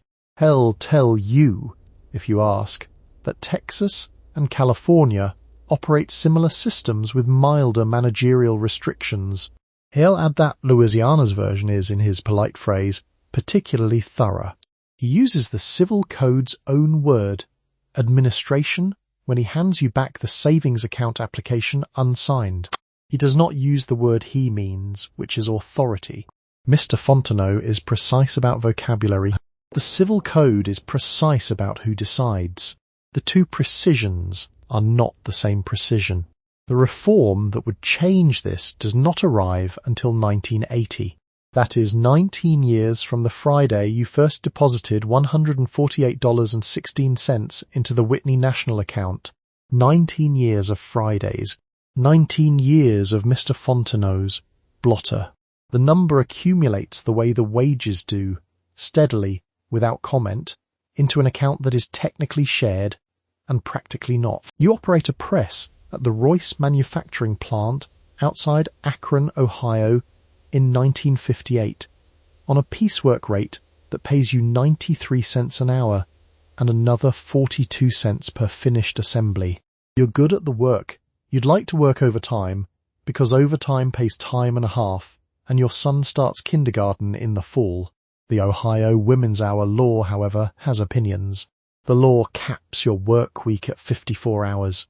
The plant manager has read the law. The plant manager, his name is something like Dwayne, explains this to you with the patience of a man who has explained it before and has not been thanked. He says, it's for your protection. 54 hours is not nothing, he points out. He is correct. 54 hours is not nothing. It is also not 60, which is what Roy on the next press worked last Thursday, plus 8 more on Saturday at time and a half, while you went home because the law said so. Dwayne keeps a yellow legal pad on the corner of his desk and works the math out in pencil while you stand there. The overtime threshold at Royce kicks in at 40 hours. That's 14 hours of time and a half you are legally barred from earning. At 93 cents base, those 14 hours come out to around $19.50 extra per week. Per year, just over $1,000. In 1958, $1,000 is a year of kindergarten supplies, new shoes twice, and 3 months of the electric bill. Dwayne writes the numbers down, slides the pad across the desk, and lets you read them. The pencil is dull. He doesn't sharpen it. The cap also makes you ineligible for most shift supervisor positions, because shift supervisors at Royce routinely work 56 to 60 hours, and the law says you can't. You are protected straight out of every promotion that requires you to occasionally stay late. Dwayne is not doing this to you. The Ohio General Assembly did it in 1911, and nobody has come back to fix it, because fixing it would mean admitting it was a trap. A woman named Loretta works the assembly line 2 rows over. She has 11 years on the floor, knows every machine in the building by sound, and could run the 3rd shift in her sleep. She has been passed over for shift lead 4 times. The paperwork on each occasion lists scheduling constraints. Loretta has circled the word scheduling constraints on her copy of the last memo and taped it to the inside of her locker. The locker doesn't offer an opinion. It just holds the memo. The locker is dented, narrow, and reliably honest about what it contains. California's version of protective law, for comparison, prohibited women from being required to lift more than 25 pounds. The carve-out for nursing existed because patients sometimes weigh 200 pounds, and the hospital still expected you to move them. The law protected you from lifting a box of paper. It had thoughts about the box. The patient was a separate matter. The hours cap pairs beautifully with the piecework structure. You can't earn overtime. You can't take a supervisor shift. But you can absolutely work faster within your 54 hours to close the gap. The press doesn't care about the law. The press just counts assemblies. Dwayne, for his part, is not the villain of this story. Dwayne is a middle manager in Akron in 1958 who has a law on his desk and a quota to meet. He schedules Roy for Saturday. He schedules you for Thursday through the legal limit and then stops, because stopping is what the form requires. He does this with no particular malice and no particular reflection. It's efficient. The form was designed to be efficient. You clock out at the correct hour, walk past Roy still running his press, and the law considers this a success. You lift a man who weighs 210 pounds out of bed 43 times a day, on average, for shift change at St. Luke's in Pasadena, California, in 1957. The man is a patient. You're a registered nurse. The lifting is part of your job, formally, by departmental policy. The state of California, in the same year, has a labor statute. The statute prohibits employers from requiring women to lift more than 25 pounds.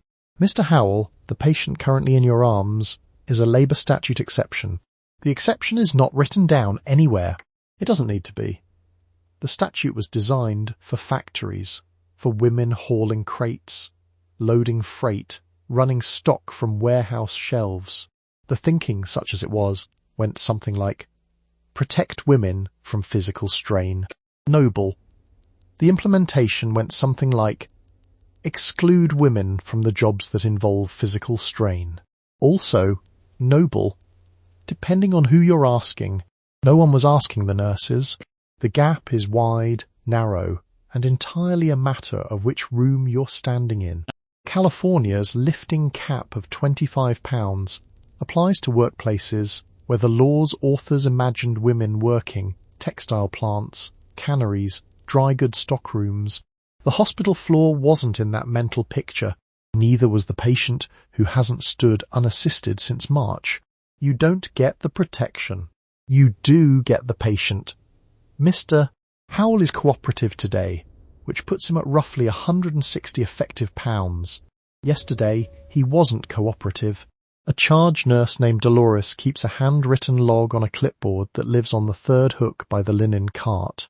The log has columns, room number, patient weight, transfer frequency, staff assigned.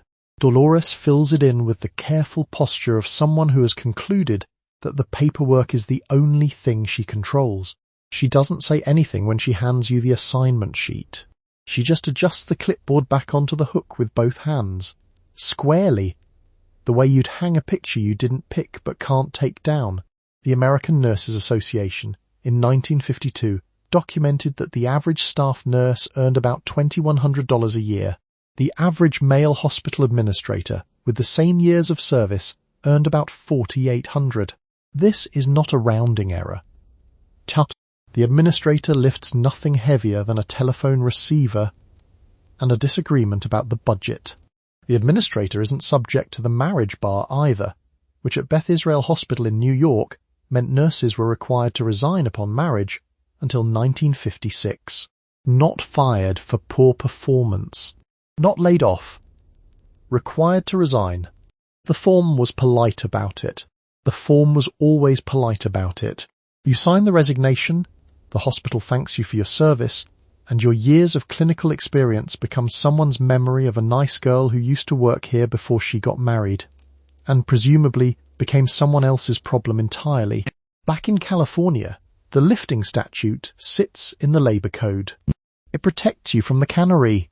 It doesn't protect you from the overnight ward or the patient in room 14 who needs repositioning every 2 hours to prevent pressure sores. The law has an opinion about canned peaches. It has no opinion about bed sores. Dolores stands at the linen cart, turning the page of the log to a fresh sheet. The same logic that sent Loretta home at 54 hours in Ohio is operating here, just in different paperwork on Dolores' clipboard. Dolores writes 210 in the patient wait column for Mr. Howell. She writes 25 nowhere on the page. The statute that mentions 25 pounds is 200 miles north in Sacramento, in a labor code drawer, and it does not visit the 3rd floor of St. Luke's. Dolores hangs the clipboard back on its hook. The hook holds. Mr. Howell settles back against the pillow. You adjust the rail. Dolores marks something in the log. The clipboard goes back on the hook. The shift has 4 hours left, and there are 6 more transfers on the sheet. And the statute is still out there protecting someone, somewhere, from a box of canned goods that weighs more than 25 pounds. You learn what the man at the desk next to yours earns on a Wednesday in October 1959 by accident because his pay envelope is left on the corner of his blotter and the office door has a draft. The number on the envelope is $64.12 larger than yours every other Friday.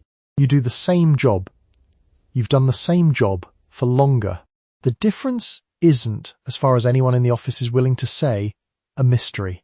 The difference is just the difference. The Equal Pay Act of 1963 doesn't exist yet. It will, eventually, and when it does, the Wage and Hour Division will investigate case after case and find something interesting. About 80% of the companies it reviews will reach compliance not by raising your pay, but by renaming his job. The man at the loom next to yours is a senior fabric technician. You are a weaver. Same loom, same thread, different line on the org chart. The gap stays exactly where it was. The 64 cents has a paper trail. That's the Women's Bureau number for 1955. 64 cents to the dollar, full-time, comparable positions. It's not a national secret. It's published. The Women's Bureau publishes it with the same flat, bureaucratic calm that the post office uses to announce postage increases. Esther Peterson at the Women's Bureau knows the number. Congress knows the number. Your employer almost certainly knows the number. The number has been known for years. It has simply not been considered a problem requiring a solution so much as a feature requiring a name. A personnel manager named Russell, the kind of man who keeps a candy dish on his desk and uses it to control the pacing of difficult conversations, explains to you once, in 1957, that the pay structure reflects family responsibilities. Russell does not ask whether you have family responsibilities. Russell does not ask whether Russell has family responsibilities. Russell offers you a butterscotch. The butterscotch is wrapped in cellophane and has been in the dish since February. The reclassification system is the part that takes a moment to appreciate. Mills, factories and offices across the country are running what amounts to a 2-column ledger with a dividing line drawn in invisible ink. Male weavers, male typists, male clerks, different job titles, marginally different descriptions, substantially identical work, substantially better pay. The job title is doing the financial work that the paycheck used to have to do, openly. It's the same loophole that lets a magic show work. Nothing disappears, it just moves somewhere the audience isn't looking. You could, in theory, file a complaint. With whom exactly is a more interesting question. The National Labour Relations Board exists, but the unions that might represent you have their own internal wage scales, and those scales have their own columns. The Women's Bureau exists, and documents and publishes and testifies. It is very good at knowing things that other institutions are very good at not being required to do anything about. You can be accurately measured and still not move. The office is quiet in the way offices are quiet when everyone knows something and nobody says it. Your supervisor, a woman named Pat, who has been assistant to 3 different department heads over 12 years and will never be a department head herself, drops a folder on your desk without comment. She's done this long enough that she stopped having opinions about it out loud. The folder has opinions. The folder is full of work that needed doing and got routed to you because you do it well, and doing it well has not, in 12 years, resolved into doing it differently. Pat straightens the edge of the folder against your desk with one precise tap and walks back to her own. The pay envelope on the next desk gets picked up around 4. The man who picks it up, his name is Robert. He started 8 months ago. He once asked you how to work the dictaphone, tucks it into his jacket pocket without looking at it. He doesn't need to look at it. It's been fine every time before. You operate Loom 12 at Cone Mills in Greensboro, North Carolina in 1962. The man at Loom 11, 6 feet to your left, operates Loom 11. Loom 11 is identical to Loom 12. The looms were installed on the same day in 1953 by the same maintenance crew. The man at Loom 11 is paid 81 cents more per hour than you. The personnel office has a roster. The roster lists his job title and your job title. The titles are different. The looms aren't. His title is Weaver Class A. Yours is Textile Operator. The distinction sounds meaningful until you try to find one in practice. You thread the same shuttle. You monitor the same tension. You clear the same jams with the same procedure, which is shut it down, rethread, restart, pretend it didn't happen. A man named Doyle from the Wage and Hour Division came through the floor in the spring. He had a clipboard and a very professional expression. He looked at Loom 11. He looked at Loom 12. He wrote something down. 3 months later, the mill reached official compliance under the Equal Pay Act. They did not raise your pay. They renamed Doyle's job. Compliance, from 6 feet away, looks like nothing. The looms are still the same looms. The shuttle still weighs the same. The jam on Thursday morning is still your problem. The roster now has a small asterisk next to your title, which nobody has explained, and which the personnel office describes as an administrative notation. The asterisk is small, neat, and entirely cosmetic. It does not have wages attached to it. It is purely decorative. Doyle's pencil left a fainter mark on the roster than the asterisk did. A woman named Shirley operates Loom 9, 2 rows over. Shirley has been on this floor since 1954. She knows the machines better than the maintenance crew that installed them. She knows, for example, that Loom 7 has a tension issue on the left side. There has been a tension issue on the left side since approximately Eisenhower's first term. The foreman knows Shirley knows this. He still calls the maintenance crew when Loom 7 acts up, because calling Shirley would require acknowledging that Shirley knows something. The crew arrives. They look at the left side. They adjust the tension.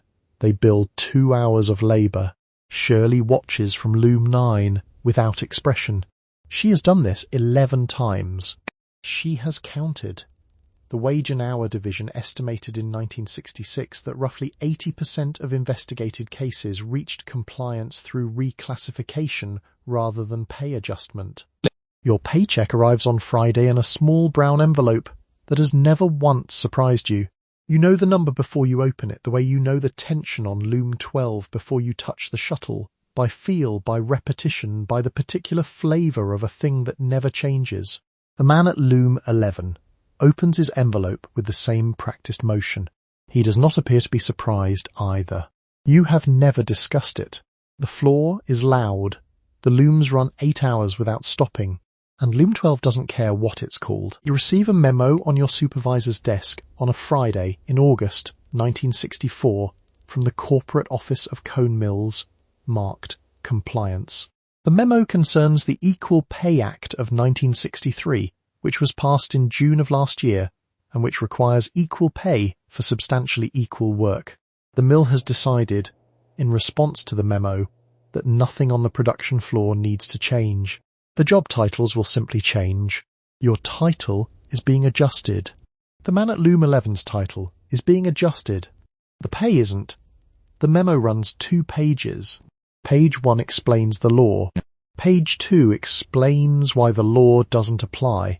There is no page 3, which would be the page where something happens. Your new title is on a slip of carbon paper clipped to the memo. You are a Weaver Grade 2. You are now a Fabric Production Associate, Class B. The man at Loom 11 was a Weaver Grade 2. He is now a Fabric Production Associate, Class A. The difference between Class A and Class B is not explained in the memo. The difference is 38 cents an hour. You and the memo both know this. Only one of you has been asked to sign the bottom. A personnel clerk named Carl stops by the floor Thursday morning with a clipboard and a pen attached to a string, as though the pen has attempted escape before, and this is a known risk. Carl has the general energy of someone who has been told to do a thing he finds slightly embarrassing, and has decided not to think about it too hard. He hands you the form. You read it. Carl watches the middle distance. The form confirms your acceptance of your updated title and your updated job description. Your updated job description has 14 lines. 13 of them describe what you already do. The 14th adds, and other duties as assigned, which functionally licenses the next 30 years of unpaid coffee runs and gift shopping. Carl moves down the row to Shirley's loom with the same form and the same string-tied pen. The Wage and Hour Division estimated in 1966 that about 80% of Equal Pay Act compliance investigations reached a satisfactory resolution through exactly this mechanism, which on Carl's clipboard looks like a stack of identical signed slips, neat, level, and quietly thorough. Your slip sits second from the top. The clipboard goes back to personnel by lunch. The loom doesn't care what you're called.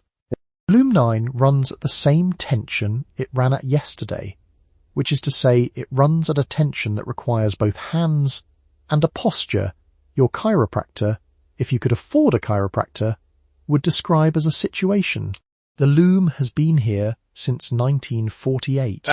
It has seen 4 rounds of job reclassification and hasn't blinked once. It is possibly the most cynical thing on the floor, and that includes Carl.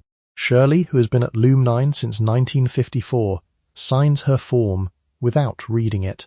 Not because she doesn't understand it, because she understood it before Carl arrived.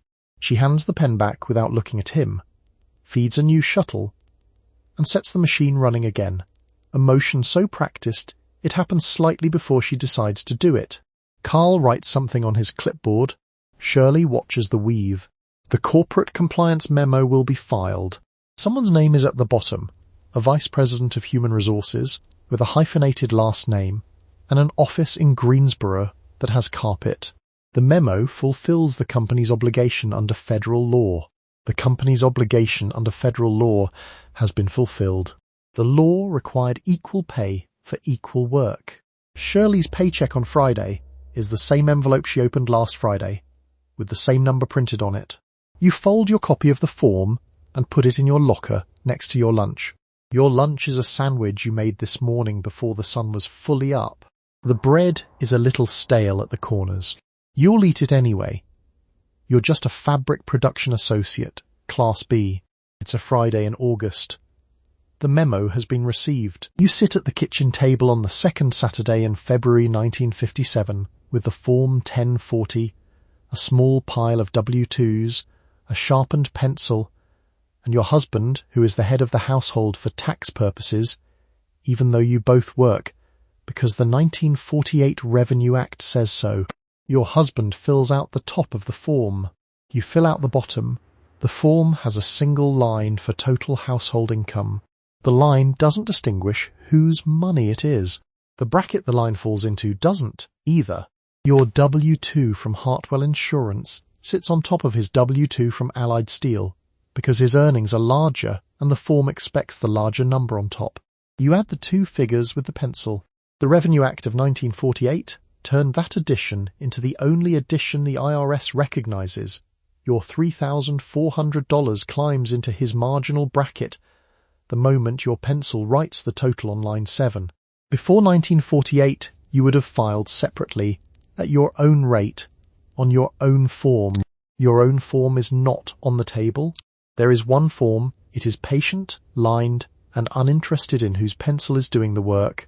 Senator Eugene Milliken of Colorado said the quiet part out loud during floor debate. The tax code, he argued, shouldn't provide incentives for women to abandon their families. He said this, in the Congressional Record. The Congressional Record is not a place where people typically walk back their statements. Senator Milliken did not walk it back. The dollar figure on line 7 lands in his bracket, not yours. A secretary in 1957 earning $3,000 a year and married to an engineer earning $8,000 is being taxed as though she earns $11,000 because the bracket doesn't know she commutes 40 minutes each way and packs her own lunch. The net gain from her job, after subtracting the tax hit, childcare if applicable, work clothes, and transportation, narrows considerably. You do the math at this exact kitchen table on this exact second Saturday in February and conclude that the arithmetic has an opinion about whether you should go back to work Monday. The opinion is not enthusiastic. The form has a line for dependent children. It does not have a line for your actual professional contributions to the household's financial stability, which is the kind of omission that a form can make without apology, because a form doesn't have a face. Meanwhile, Social Security is running the same calculation in the background, without telling you. You've been paying into it since you started working. Your payroll deductions come out every pay period with the reliability of a landlord. By 1957, if you're married, you can claim benefits as a dependent wife on your husband's record, 50% of his benefit, without having contributed a single dollar of your own. This sounds generous until you do the comparison. If your own decades of contributions would produce a benefit smaller than 50% of his, the Social Security Administration will simply pay you the spousal rate and quietly shelve your work history. Your contributions don't disappear exactly. They just don't help. Donna Marcello, seated 3 houses down on Elm Street, does something practical. Donna has worked as a bookkeeper for 11 years. She understands ledgers. She understands the Social Security statement that arrived this morning and shows her projected benefit. She folds it in thirds, puts it in the kitchen drawer under the rubber bands and the takeout menus, and does not look at it again for several months. The drawer closes with a sound like a very soft filing cabinet. The joint filing bracket, the spousal Social Security floor, the marriage penalty built into the tax code, none of these are accidents. Senator Milliken was clear. You sit at the table with your pencil and your W-2 and you fill out the bottom half of a form that has been waiting on this kitchen table in some version since 1948. The pencil is sharpened. The arithmetic is not going to improve. You sit across the desk from a clerk at the Social Security office in Brooklyn in March 1962. You're 61 years old. You've paid into Social Security for 31 years. The clerk is doing arithmetic. The arithmetic is comparing 2 numbers. The first number is the benefit you'd receive based on your own 31 years of payroll contributions.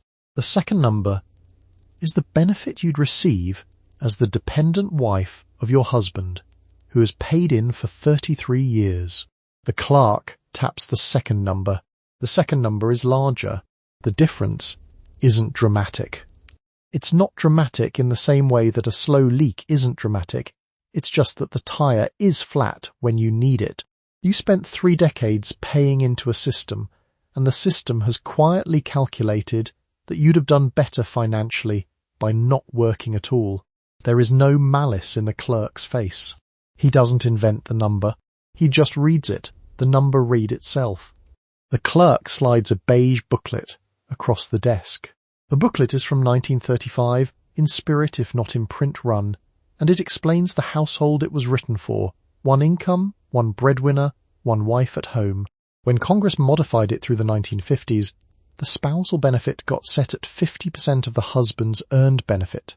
50% of a reasonably good male salary, it turns out, often beats 100% of what you were allowed to earn. The math isn't broken. It just assumes you married someone who out-earned you, which, given the wage gap, the marriage bars, the reclassified job titles and the 54-hour work caps, wasn't a difficult assumption to make. The booklet sits on the desk, neat, beige, and quietly thorough. 2 desks over, a woman named Beulah is being told the version of this conversation that runs longer. Beulah cleaned houses in private households from 1934 onward. Cooking, cleaning, raising other people's children, and Social Security didn't cover domestic work at all until 1950.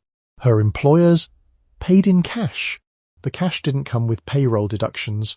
You can't claim benefits you were structurally prevented from paying into. After 1950, inclusion was technically possible, but employer compliance in cash economy households was its own separate arithmetic problem, and that arithmetic the government was less interested in checking. Beulah's clerk is using a different coloured pen. Meanwhile, your husband's benefit is untouched by yours. He claims his. You claim yours, which the clerk has just explained is best understood as his, minus 2 years of contributions. You thank the clerk. You're not sure why you thank him. He didn't do anything wrong, and he didn't do anything right. He did arithmetic. The arithmetic was correct. Dolores, sitting 2 chairs down from you, is 63. She was a bookkeeper for 26 years. She's widowed. Her situation is different. As a widow, she can claim her husband's full benefit, not half. The widow benefit is more generous than the wife benefit. Dolores has better numbers than you today, which is either good news or an instruction manual for what to do next. Nobody says that part out loud. The clerk reaches behind him and slides a green ledger off the shelf. The ledger is the contributions record. Your name is in it, in pencil, 31 years deep. He turns the ledger so you can see your own column, and he taps the bottom row twice with the eraser end of his pencil. The eraser leaves no mark. Outside the window, someone parallel parks a Buick. You clean houses in suburban Birmingham, Alabama, in 1953, 6 days a week, for 4 different families, for a total of $19.12. The pay is in cash. The pay is folded into a small envelope on the kitchen counter on Friday afternoon. There's no W-2. There's no withholding form. There's no Social Security contribution, because Social Security didn't cover domestic workers until 1950, and because the families don't in any event file the paperwork. The envelope is, in the eyes of the federal government, invisible. You are not invisible. You arrive at 6:30 in the morning, before the husband leaves for work, before the children locate their shoes, before the dog has been let out to do whatever the dog does on Tuesday mornings. Mrs. Albright meets you at the back door with a list written in cursive on the back of a grocery receipt. The list has 14 items. You finish 12 of them by noon. The other 2 involve the oven, which has its own position on the matter. $19.12 does not open a checking account at the First National Bank of Birmingham. The bank's loan officer, a man named Marvin, with a very confident part in his hair, has explained, with visible patience, that domestic cash wages don't constitute documented income. Marvin has a form. The form has a line for employer name. You have 4 employer names and 4 small envelopes. Marvin's form has 1 line. This is presented to you as a geometry problem rather than a policy. The paperwork problem compounds. Without documented income, there's no credit history. Without credit history, there's no loan. Without a loan, there's no house, no car, no emergency fund that exists anywhere outside a coffee can. Your savings are real. Your labour is real. The federal apparatus that would make either of those things legible is for you specifically not running. It ran for some people in 1935. It ran for more people in 1950. For domestic workers paid in cash by households that don't file, the machinery is idling politely in a different county. Meanwhile, in the back bedroom of the Albright house, Dora presses the Tuesday shirts with an iron that's been running since before the house woke up. Dora has been with this family 11 years. You can see the iron from the hallway, flat, hot, and unbothered by anything that happens above it. The Albright Social Security paperwork for Dora is, in theory, the Albrights' responsibility. The Albrights have a lot going on. Whether the form has actually been filed in any of those 11 years is not something the iron is willing to comment on. The carve-out is not an accident. Agricultural and domestic work were the two categories pulled out of the original 1935 Act, and those two categories covered roughly 65% of employed black workers at the time. The Act didn't have to name the workers it was leaving out. It didn't have to.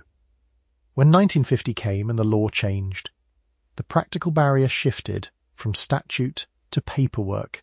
Same result. Different excuse. You take the bus home at 4 o'clock. The bus has a line. You know where the line is without thinking about it, the way you know which step on the Albright's back porch creaks, not because anyone explained it, but because the consequences of forgetting are immediate and personal. You sit. The seat has a particular kind of institutional certainty about where it expects you to be. The $19.12 goes into the coffee can. The coffee can goes under the sink. The sink is yours, in the house you rent, with a landlord who also prefers cash and also does not file paperwork.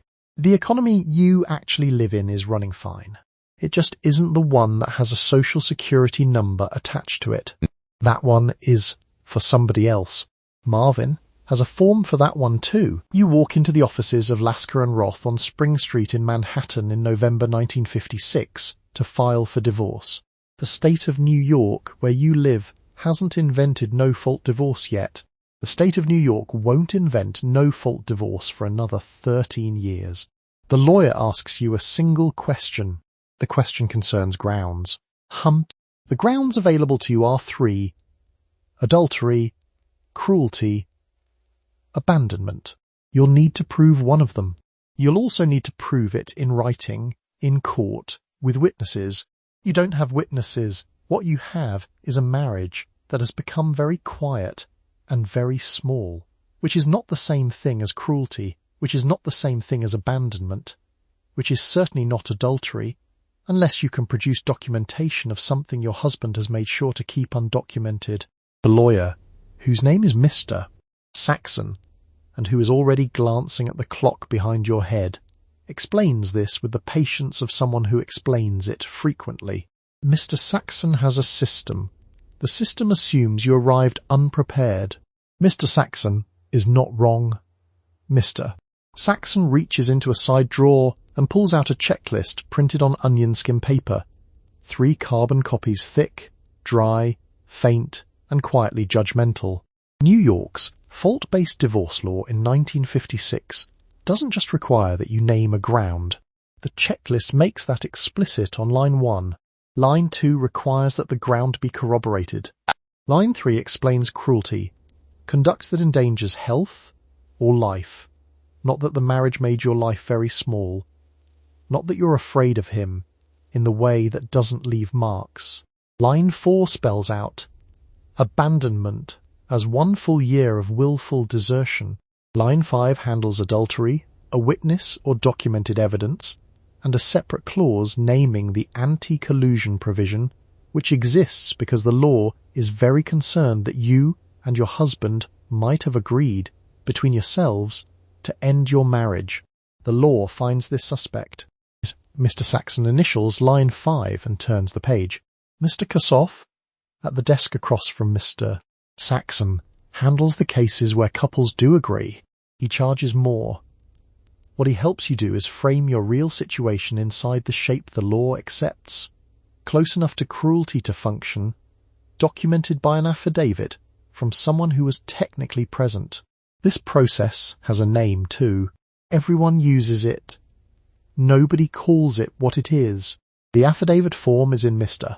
Kassoff's 3rd drawer, behind the rubber bands. Suppose you get through the grounds.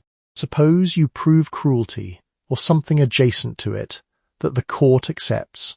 The question of alimony arrives, and alimony in New York in 1956 is not a guaranteed floor. It's a judicial discretion call, assessed against your demonstrated need, your demonstrated contribution, and your demonstrated fault, because if the court finds you partially at fault, your alimony shrinks accordingly. The contribution you made to the household for 12 years, the income you didn't earn because you were raising the household, the career you paused, none of this has a column on the form. A paralegal named Dottie slides a sheet across the desk. The sheet lists what you'll need to document. It is a long sheet. Dottie slides it without looking at you, the way someone hands you a hospital intake form, not unkindly, just efficiently, in the manner of a person who has handed this same sheet to many women in the same November light and knows what comes next. What comes next is that you go home and gather documents. The documents are in his name. Most of them are. The checking account is joint, but listed under his social security number. The mortgage is his. The car title is his. The credit cards don't exist in your name because your credit history, upon marriage, relocated to his filing cabinet and has not been seen since. You could leave without alimony. Worrow? Some women do. The phrase for this is amicable settlement, and it means you signed something in a room without a lawyer while still hoping he'd be reasonable, which he was within the definition of reasonable he found most convenient. You have a job, you've been working, you're one of the 23.2 million, but the job pays you 64 cents for every dollar the man at the next desk earns, and your rent in $1956 on 64 cents is a math problem with one answer, and the answer isn't comfortable. The court doesn't consider the 64 cents either. The court is not aware the 64 cents is relevant to your situation. The court has its form. You sit on a wooden bench in the third-floor hallway of the Westchester County Courthouse on a Tuesday morning in February 1958 with your lawyer, your purse, and a folder of documents. The folder contains your marriage license, your husband's tax returns for 6 years, 3 notarized statements from neighbors, and a doctor's note. The hearing concerns alimony. The hearing will determine whether you can afford rent. The judge is named Honorable Walter Kane. Honorable Walter Kane is married. Honorable Walter Kane will be deciding what your husband owes you for the rest of your life in approximately 4 minutes. What you're asking for is not much. You've been married 11 years. You left the workforce in 1950 when the second child arrived because your employer, a mid-sized insurance company in White Plains, had a maternity policy that functioned less like a policy and more like a gentle suggestion that you stop coming in. You haven't drawn a paycheck since. Your husband's name is on the mortgage, the car title, the savings account, and the checking account. Your name is on the doctor's note in your folder, which is short, careful, and quietly insufficient. Alimony in 1958 is entirely at the judge's discretion. There is no formula, there is no schedule. A bailiff named Roy pokes his head into the hallway and says the judge will see you now, in the tone of a man announcing that the dentist is ready. Roy has a clipboard. Roy does not look at you. The standard the court applies is need versus ability. You demonstrate need through the folder.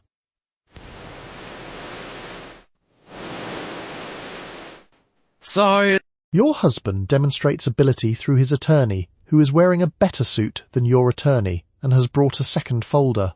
The second folder argues that your husband's current expenses, which include a newer apartment and certain ongoing arrangements your lawyer refers to diplomatically as changed domestic circumstances, reduce his disposable income considerably. The court does not have a column for what you contributed to the 11 years. The court has a column for what he currently earns, and a column for what you currently earn, which is 0, which is the direct result of the preceding 11 years, which the court does not have a column for. Honorable Walter Kane looks at both folders for approximately 90 seconds. He has done this before. He has the posture of a man who ate a satisfying lunch and has 4 more hearings before 3 o'clock. He awards you $40 a week. $40 a week is $2,080 a year. The median annual rent for a two-bedroom apartment in Westchester County in 1958 is roughly $1,400. This leaves you $680 for the year, which works out to $13.07 a week for food, transportation, clothing, utilities, and the children, who eat more than $13.07 a week and are not interested in your math. Your lawyer says this is actually a decent outcome.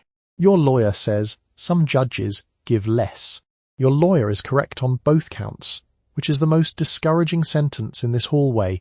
Now comes the part nobody explains in the hallway. The $40 a week is contingent. It stops if you remarry. It can be reduced if your husband's circumstances change, and circumstances is a word that belongs entirely to him in this proceeding. It is reviewed only if you return to court, which costs money, which requires a retainer, which requires a bank account, which requires a credit history, which was filed under your husband's name since 1947 and does not exist in yours. The folder in your lap got you $40 a week. The folder did not get you a credit history. Those are two different hearings, and the second one doesn't exist yet. Mrs. Aldrich has been sitting 3 benches down from you all morning. She has a folder too. Hers is thinner. Her lawyer is younger and keeps checking a wristwatch he's clearly just bought.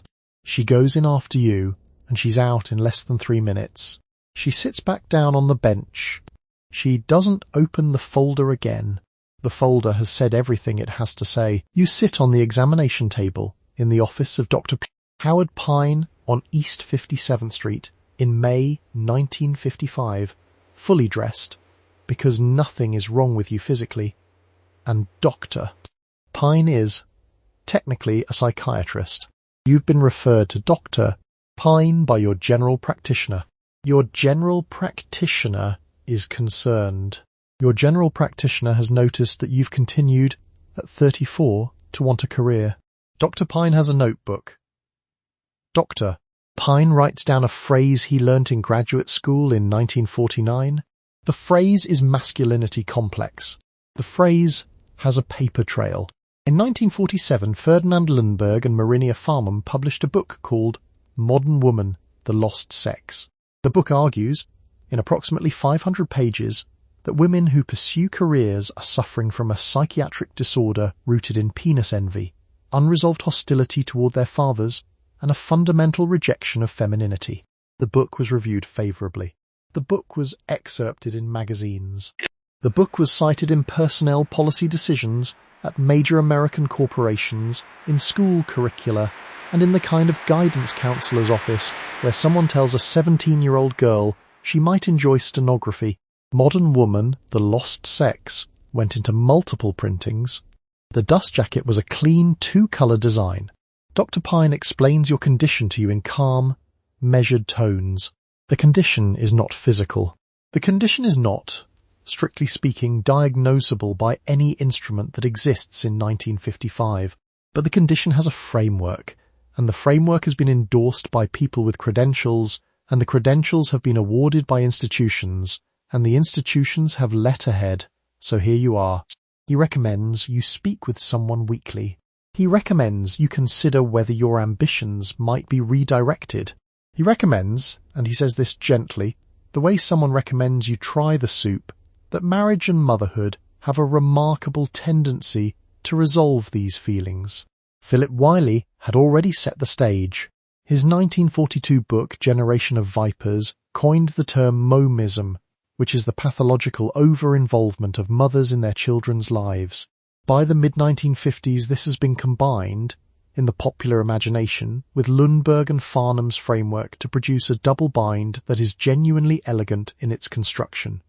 Stay home, and you're smothering your children. Go to work, and you're fleeing your femininity. There is no correct answer. The notebook has no column for correct answers. Dr. Pine leans back in his chair. He has a small fern on the windowsill. The fern is green, healthy, and quietly unbothered. Nobody has pathologized the fern. What's useful about 1955 is that this framework isn't fringe. Good Housekeeping runs articles about the psychological hazards of female overachievement. Ladies' Home Journal publishes essays by credentialed experts explaining that a woman who wants a boardroom is probably afraid of intimacy. Life magazine runs a photo spread in 1956 called The American Woman that is mostly about how happy women are now that they've stopped wanting things. A colleague of yours, Margaret Delacourt, is also seeing a therapist in 1955. Margaret is an accountant. Margaret is good at accounting in a way that people notice. Her therapist, not Dr. Pine, a different doctor with a different fern, has suggested that Margaret's drive to succeed professionally may be compensation for feelings of inadequacy rooted in her relationship with her mother. Margaret writes this down.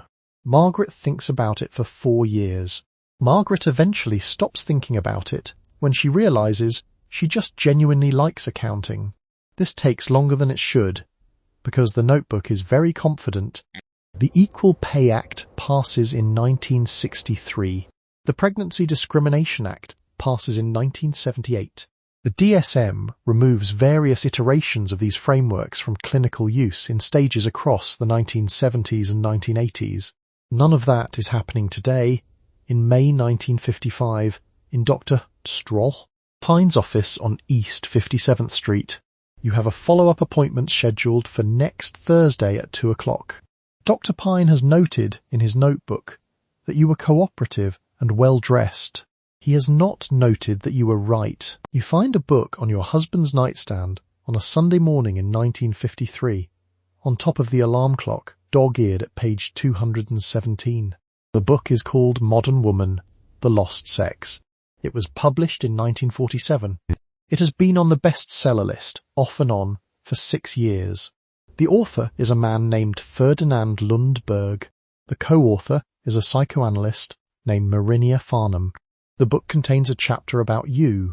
You aren't named in the chapter. You don't need to be. The chapter explains that women who want careers are suffering from a masculinity complex. Not ambition, not a preference, a complex. Clinically, the way a rash is clinical. The distinction between wanting a job and having a diagnosable condition is, by 1953, not a distinction anyone in the book is willing to make. Dr. Farnham's argument is precise enough to be impressive and wrong in a very specific direction. She isn't saying you shouldn't work. She's saying that wanting to work, particularly wanting work that isn't domestic, that isn't supportive, that has a title on a door and a salary attached, is evidence of unresolved psychological conflict with your own femininity. She has charts, she has case studies. A woman named Margaret, whose details you recognize vaguely because Margaret sounds like half the women you know, has been framed as a cautionary example. Margaret wanted to be an architect. Margaret is now apparently fine, after treatment. Philip Wiley is also on the shelf, 3 books down. His contribution is a concept called momism, introduced in Generation of Vipers in 1942 and reprinted so many times that the spine of your husband's copy is soft as felt. Wiley's argument runs the other direction. The woman who stays home is a problem if she is too involved, too present, too interested in her children. The prose is hot, hostile, and pleased with itself, and your husband has underlined a passage about smothering on page 184. You are, in Wiley's framework, dangerous if you leave and dangerous if you stay. The nightstand holds both books, 6 inches apart. Neither one would let the other be right. A personnel director named Stan Watkins at a manufacturing company in Cincinnati reads both books in 1951 and updates his hiring forms accordingly. He doesn't write masculinity complex on the form. He writes temperament concerns and fit assessment and long-term stability. Stan sets the form on his desk and smooths it with 2 fingers. He is very satisfied with the language. The books move. Good Housekeeping summarizes Farnham's thesis in 1949 in a feature titled Why Modern Women Are Unhappy. Ladies' Home Journal runs a version in 1952, framed as advice. Life magazine photographs a woman in a laboratory coat and captions her story with the word conflict. She's a chemist. She has a PhD from Michigan. The caption doesn't mention Michigan. It mentions her husband and their 2 children in Evanston, and then returns to the conflict. Lundberg and Farnham's book gets cited, not just in magazines, in personnel policy reviews, in guidance memos from school district HR offices, in the briefing materials for at least 2 congressional committee sessions on women's employment in the early 1950s. It moves from bestseller shelf to professional literature with the ease of something that confirms what the room already believed. You close the book, you set it back on the nightstand, on top of the alarm clock, exactly where it was. Page 217 is still dog-eared. You have been awake for 11 minutes. The chapter about you is 32 pages long and was written by 2 people who have never met you, in a city you've never visited, about a psychological condition you didn't know you had until just now. The alarm clock ticks. It doesn't have an opinion. Everything else in the room apparently does. You sit across a desk from Dean Erwin Griswold of Harvard Law School in the fall of 1953, because Harvard Law has, as of 1950, decided to admit women, and you're one of 9 women admitted in your class. The dean is hosting a dinner. The dinner is at his home in Cambridge. The dinner is mandatory. The dinner has, after dessert, a single agenda item. Each of the 9 women is asked in turn to stand and explain why she's taking the place of a man at Harvard Law. There are no rules about how long your answer has to be. There is no rubric. Dean Griswold sits at the head of the table with the patient posture of a man who expects the question to land correctly and is prepared to wait. A woman named Patricia, 3rd from the left, 2nd to be called, smooths the front of her skirt before she stands. The way you smooth a skirt when the act of smoothing it is the only thing you're allowed to control in the room. She gives her answer. She sits. The table moves on. Harvard Law in 1953 is not a law school for the 9 of you.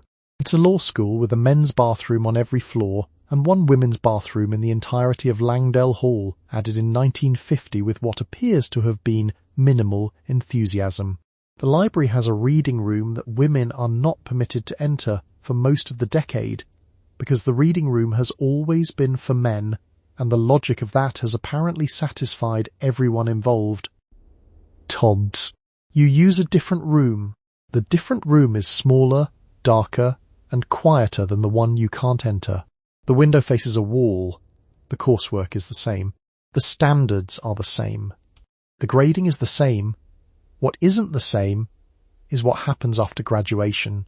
Ruth Bader Ginsburg transfers from Harvard to Columbia, graduates first in her class in 1959, and cannot get a single New York law firm to hire her. Not one.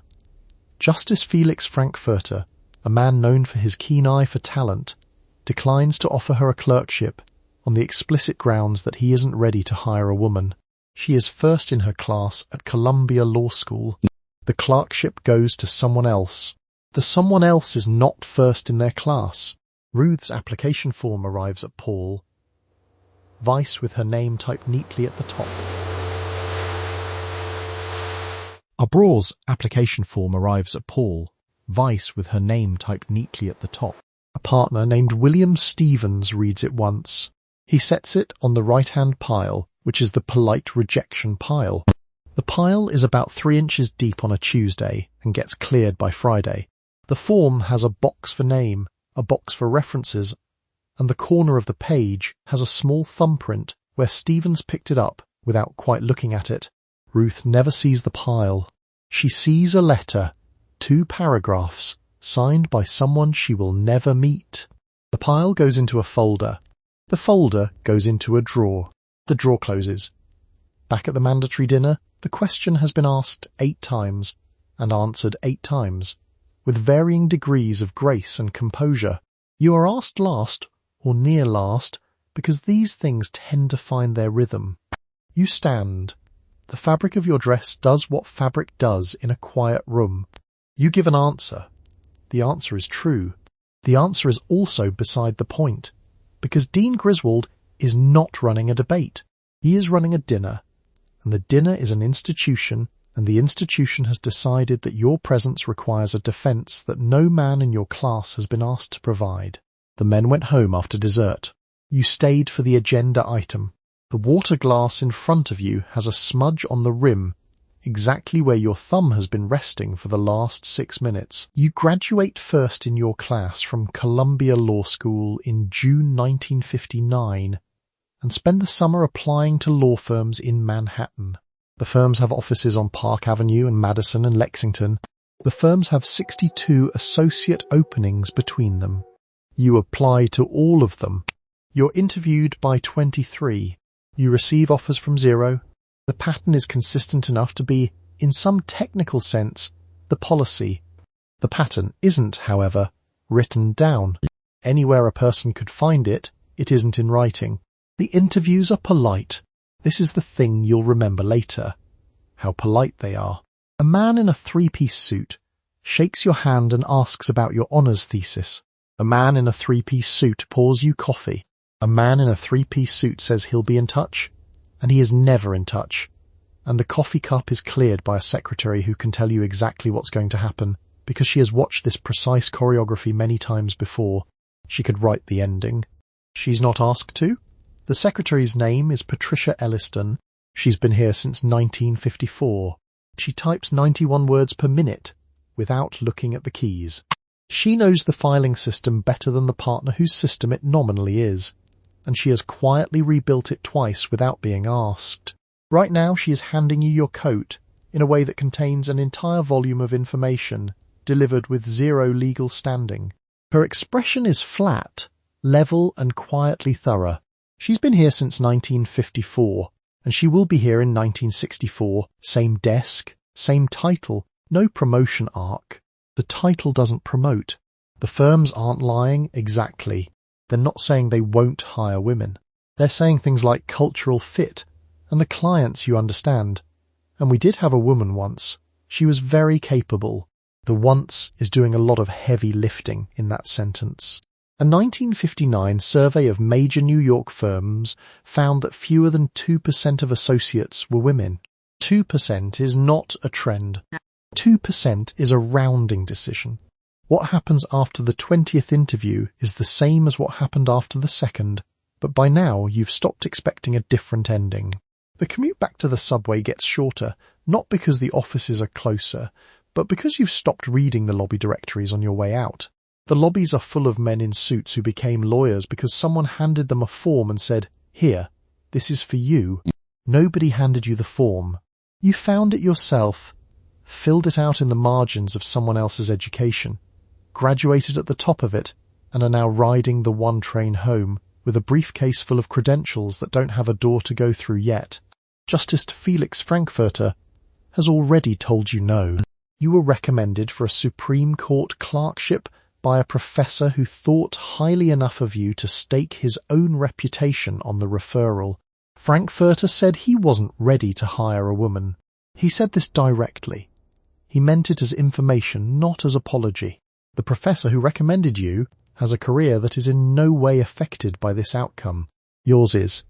He keeps his office. You keep the rejection. The 23 interviews produce 23 polite silences. The 62 positions fill. The firms write no memos explaining the pattern, because the pattern doesn't require documentation. Patricia Elliston knew the ending after the first handshake, and her knowing it is the only record the firm will ever produce. By 1960, the path forward runs through Columbia's faculty offices, where the doorknob on Professor Anders' office door has a slight wobble that everyone has learned to live with. The door opens. You go in. The wobble is still there when you come out. You receive a letter in October 1960 from the chambers of Justice Felix Frankfurter at the Supreme Court of the United States, declining your application for a clerkship. The letter is 2 paragraphs. The first paragraph is polite. The second paragraph contains a single explanatory sentence. The sentence doesn't concern your grades, which are first in class at Columbia. The sentence doesn't concern your law review work, which is editor level. The sentence concerns a different matter, expressed in 3 words. Not